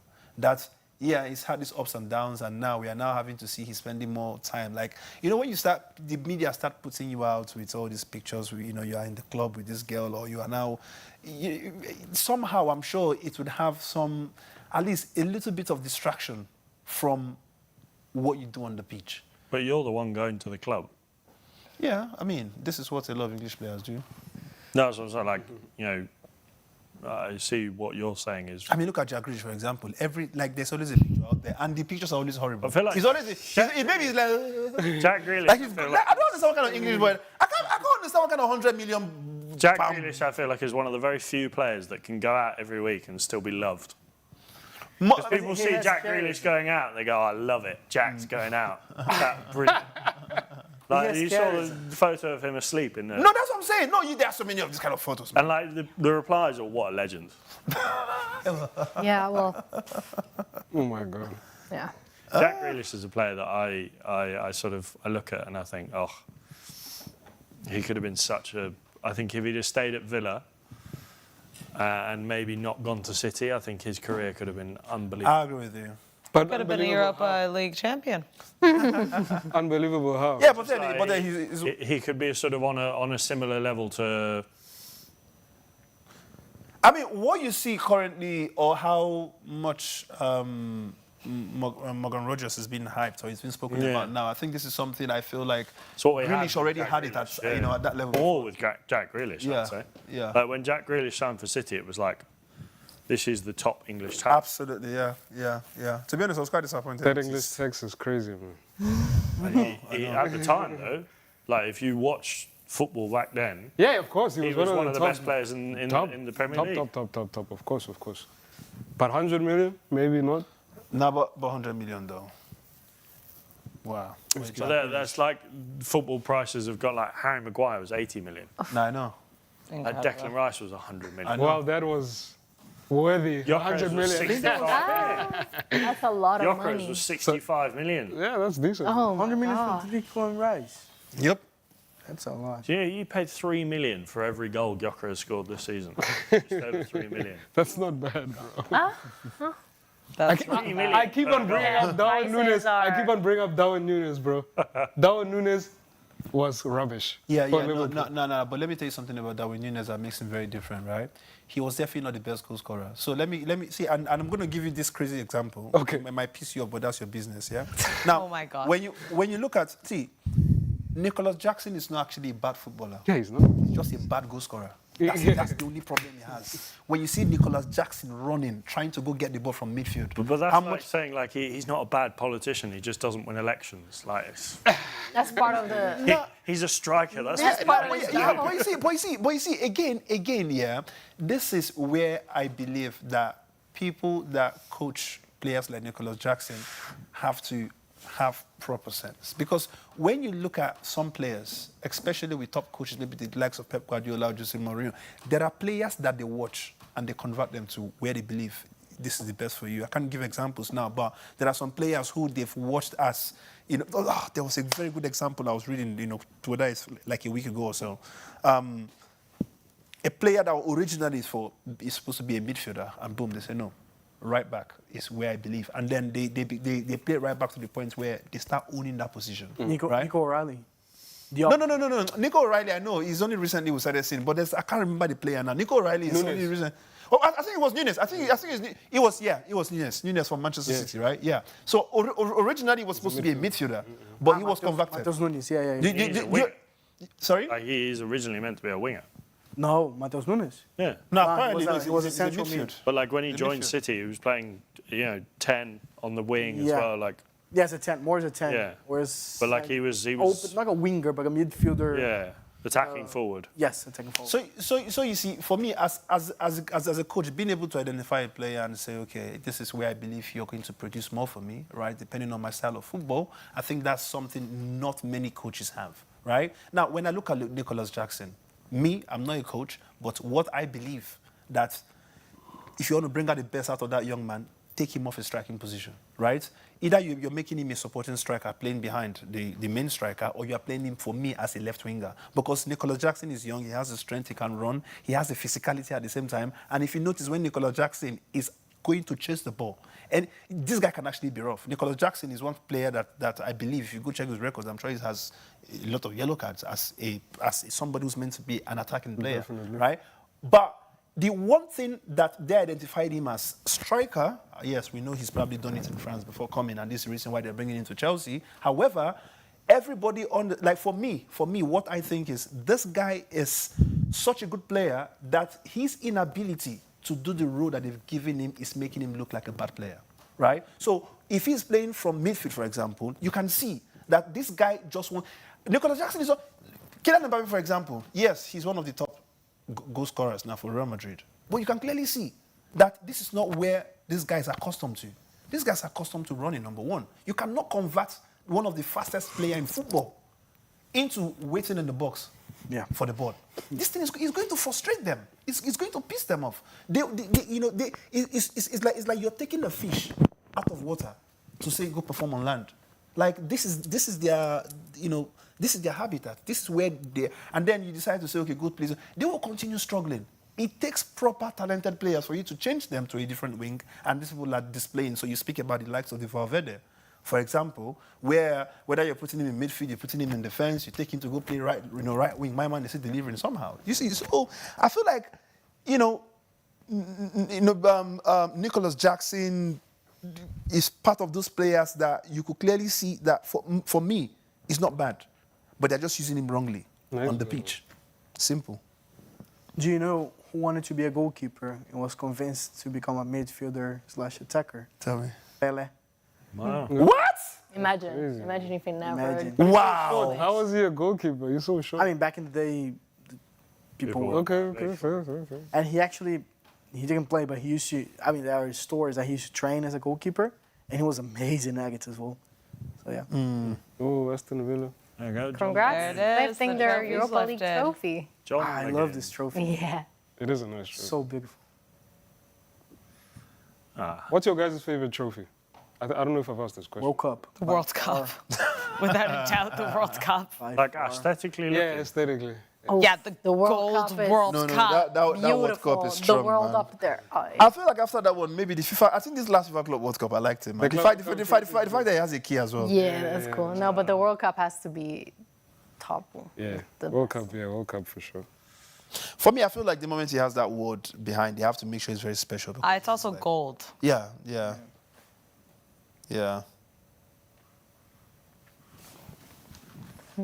Yeah, I'm happy for Douglas Luiz also. Of course you Left are. Aston Villa to not just because he's Brazilian. Is he Brazilian? Are you? Am I Brazilian? But because he left to Juve, came back on loan to Nottingham Forest, an unusual movement. Now he's back at Aston Villa where he performs his best. Not a starter anymore, but yeah.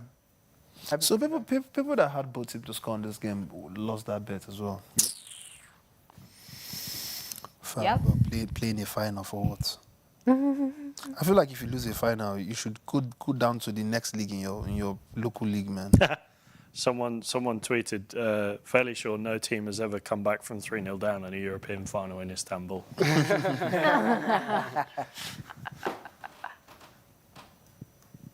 There's a documentary out on Netflix about that, actually. Yeah, it's just come out, hasn't it? Yeah. I saw a clip of it. Jamie Carragher and Yeah? Gerard and Owen talking about Rafa Benitez. Oh. Oh yeah, I saw it. I'm not really I tend not to watch football documentaries. Like I can't remember the last one I watched all the way through. Neymar's was good. Neymar's one. I like Neymar's one. I don't know. Tough watch. I watch football all the time. But if I'm going to watch a series, I don't want to watch one about football. Yeah. Okay, fair enough. I don't want to watch something completely different. Fair enough. I just There you started the go. Ronaldinho one. It's good. I want to watch it. Is it good? It's good. Just started. Yeah? I want to It's good. I watched the Beckham one. Not so good. You don't like it? Good. So good. Beckham's? I enjoyed. I feel like it was very produced and Yeah, it's a lot about him being a celebrity, not a footballer. And Yeah. You're talking about Victoria and... Yeah, but that's what I mean. The whole family's famous. Yeah. Where I want to see a bit more about the other But side of it. the bit of him saying when she's talking about how she Don't poor lie. family. Don't Victoria, lie. don't lie. Tell them the truth. Middle class with a Which Rolls car? Royce. Which car did your father drive you to school? And she starts, no, but which car did your father drive you to school? A Rolls Royce. All right, There you guys. go. Well, there you have it. Aston Villa are your Europa League champions, and Unai Emery does it again. We'll be back again tomorrow for the Sporty Show, previewing the final weekend of the Premier League and La Liga. So join us tomorrow, same time, same place. And as always, wow, I am tired. Enjoy the football. We'll see you guys tomorrow. Ebwe, Aston Villa. I hear you now, and I don't try. I go for lunch.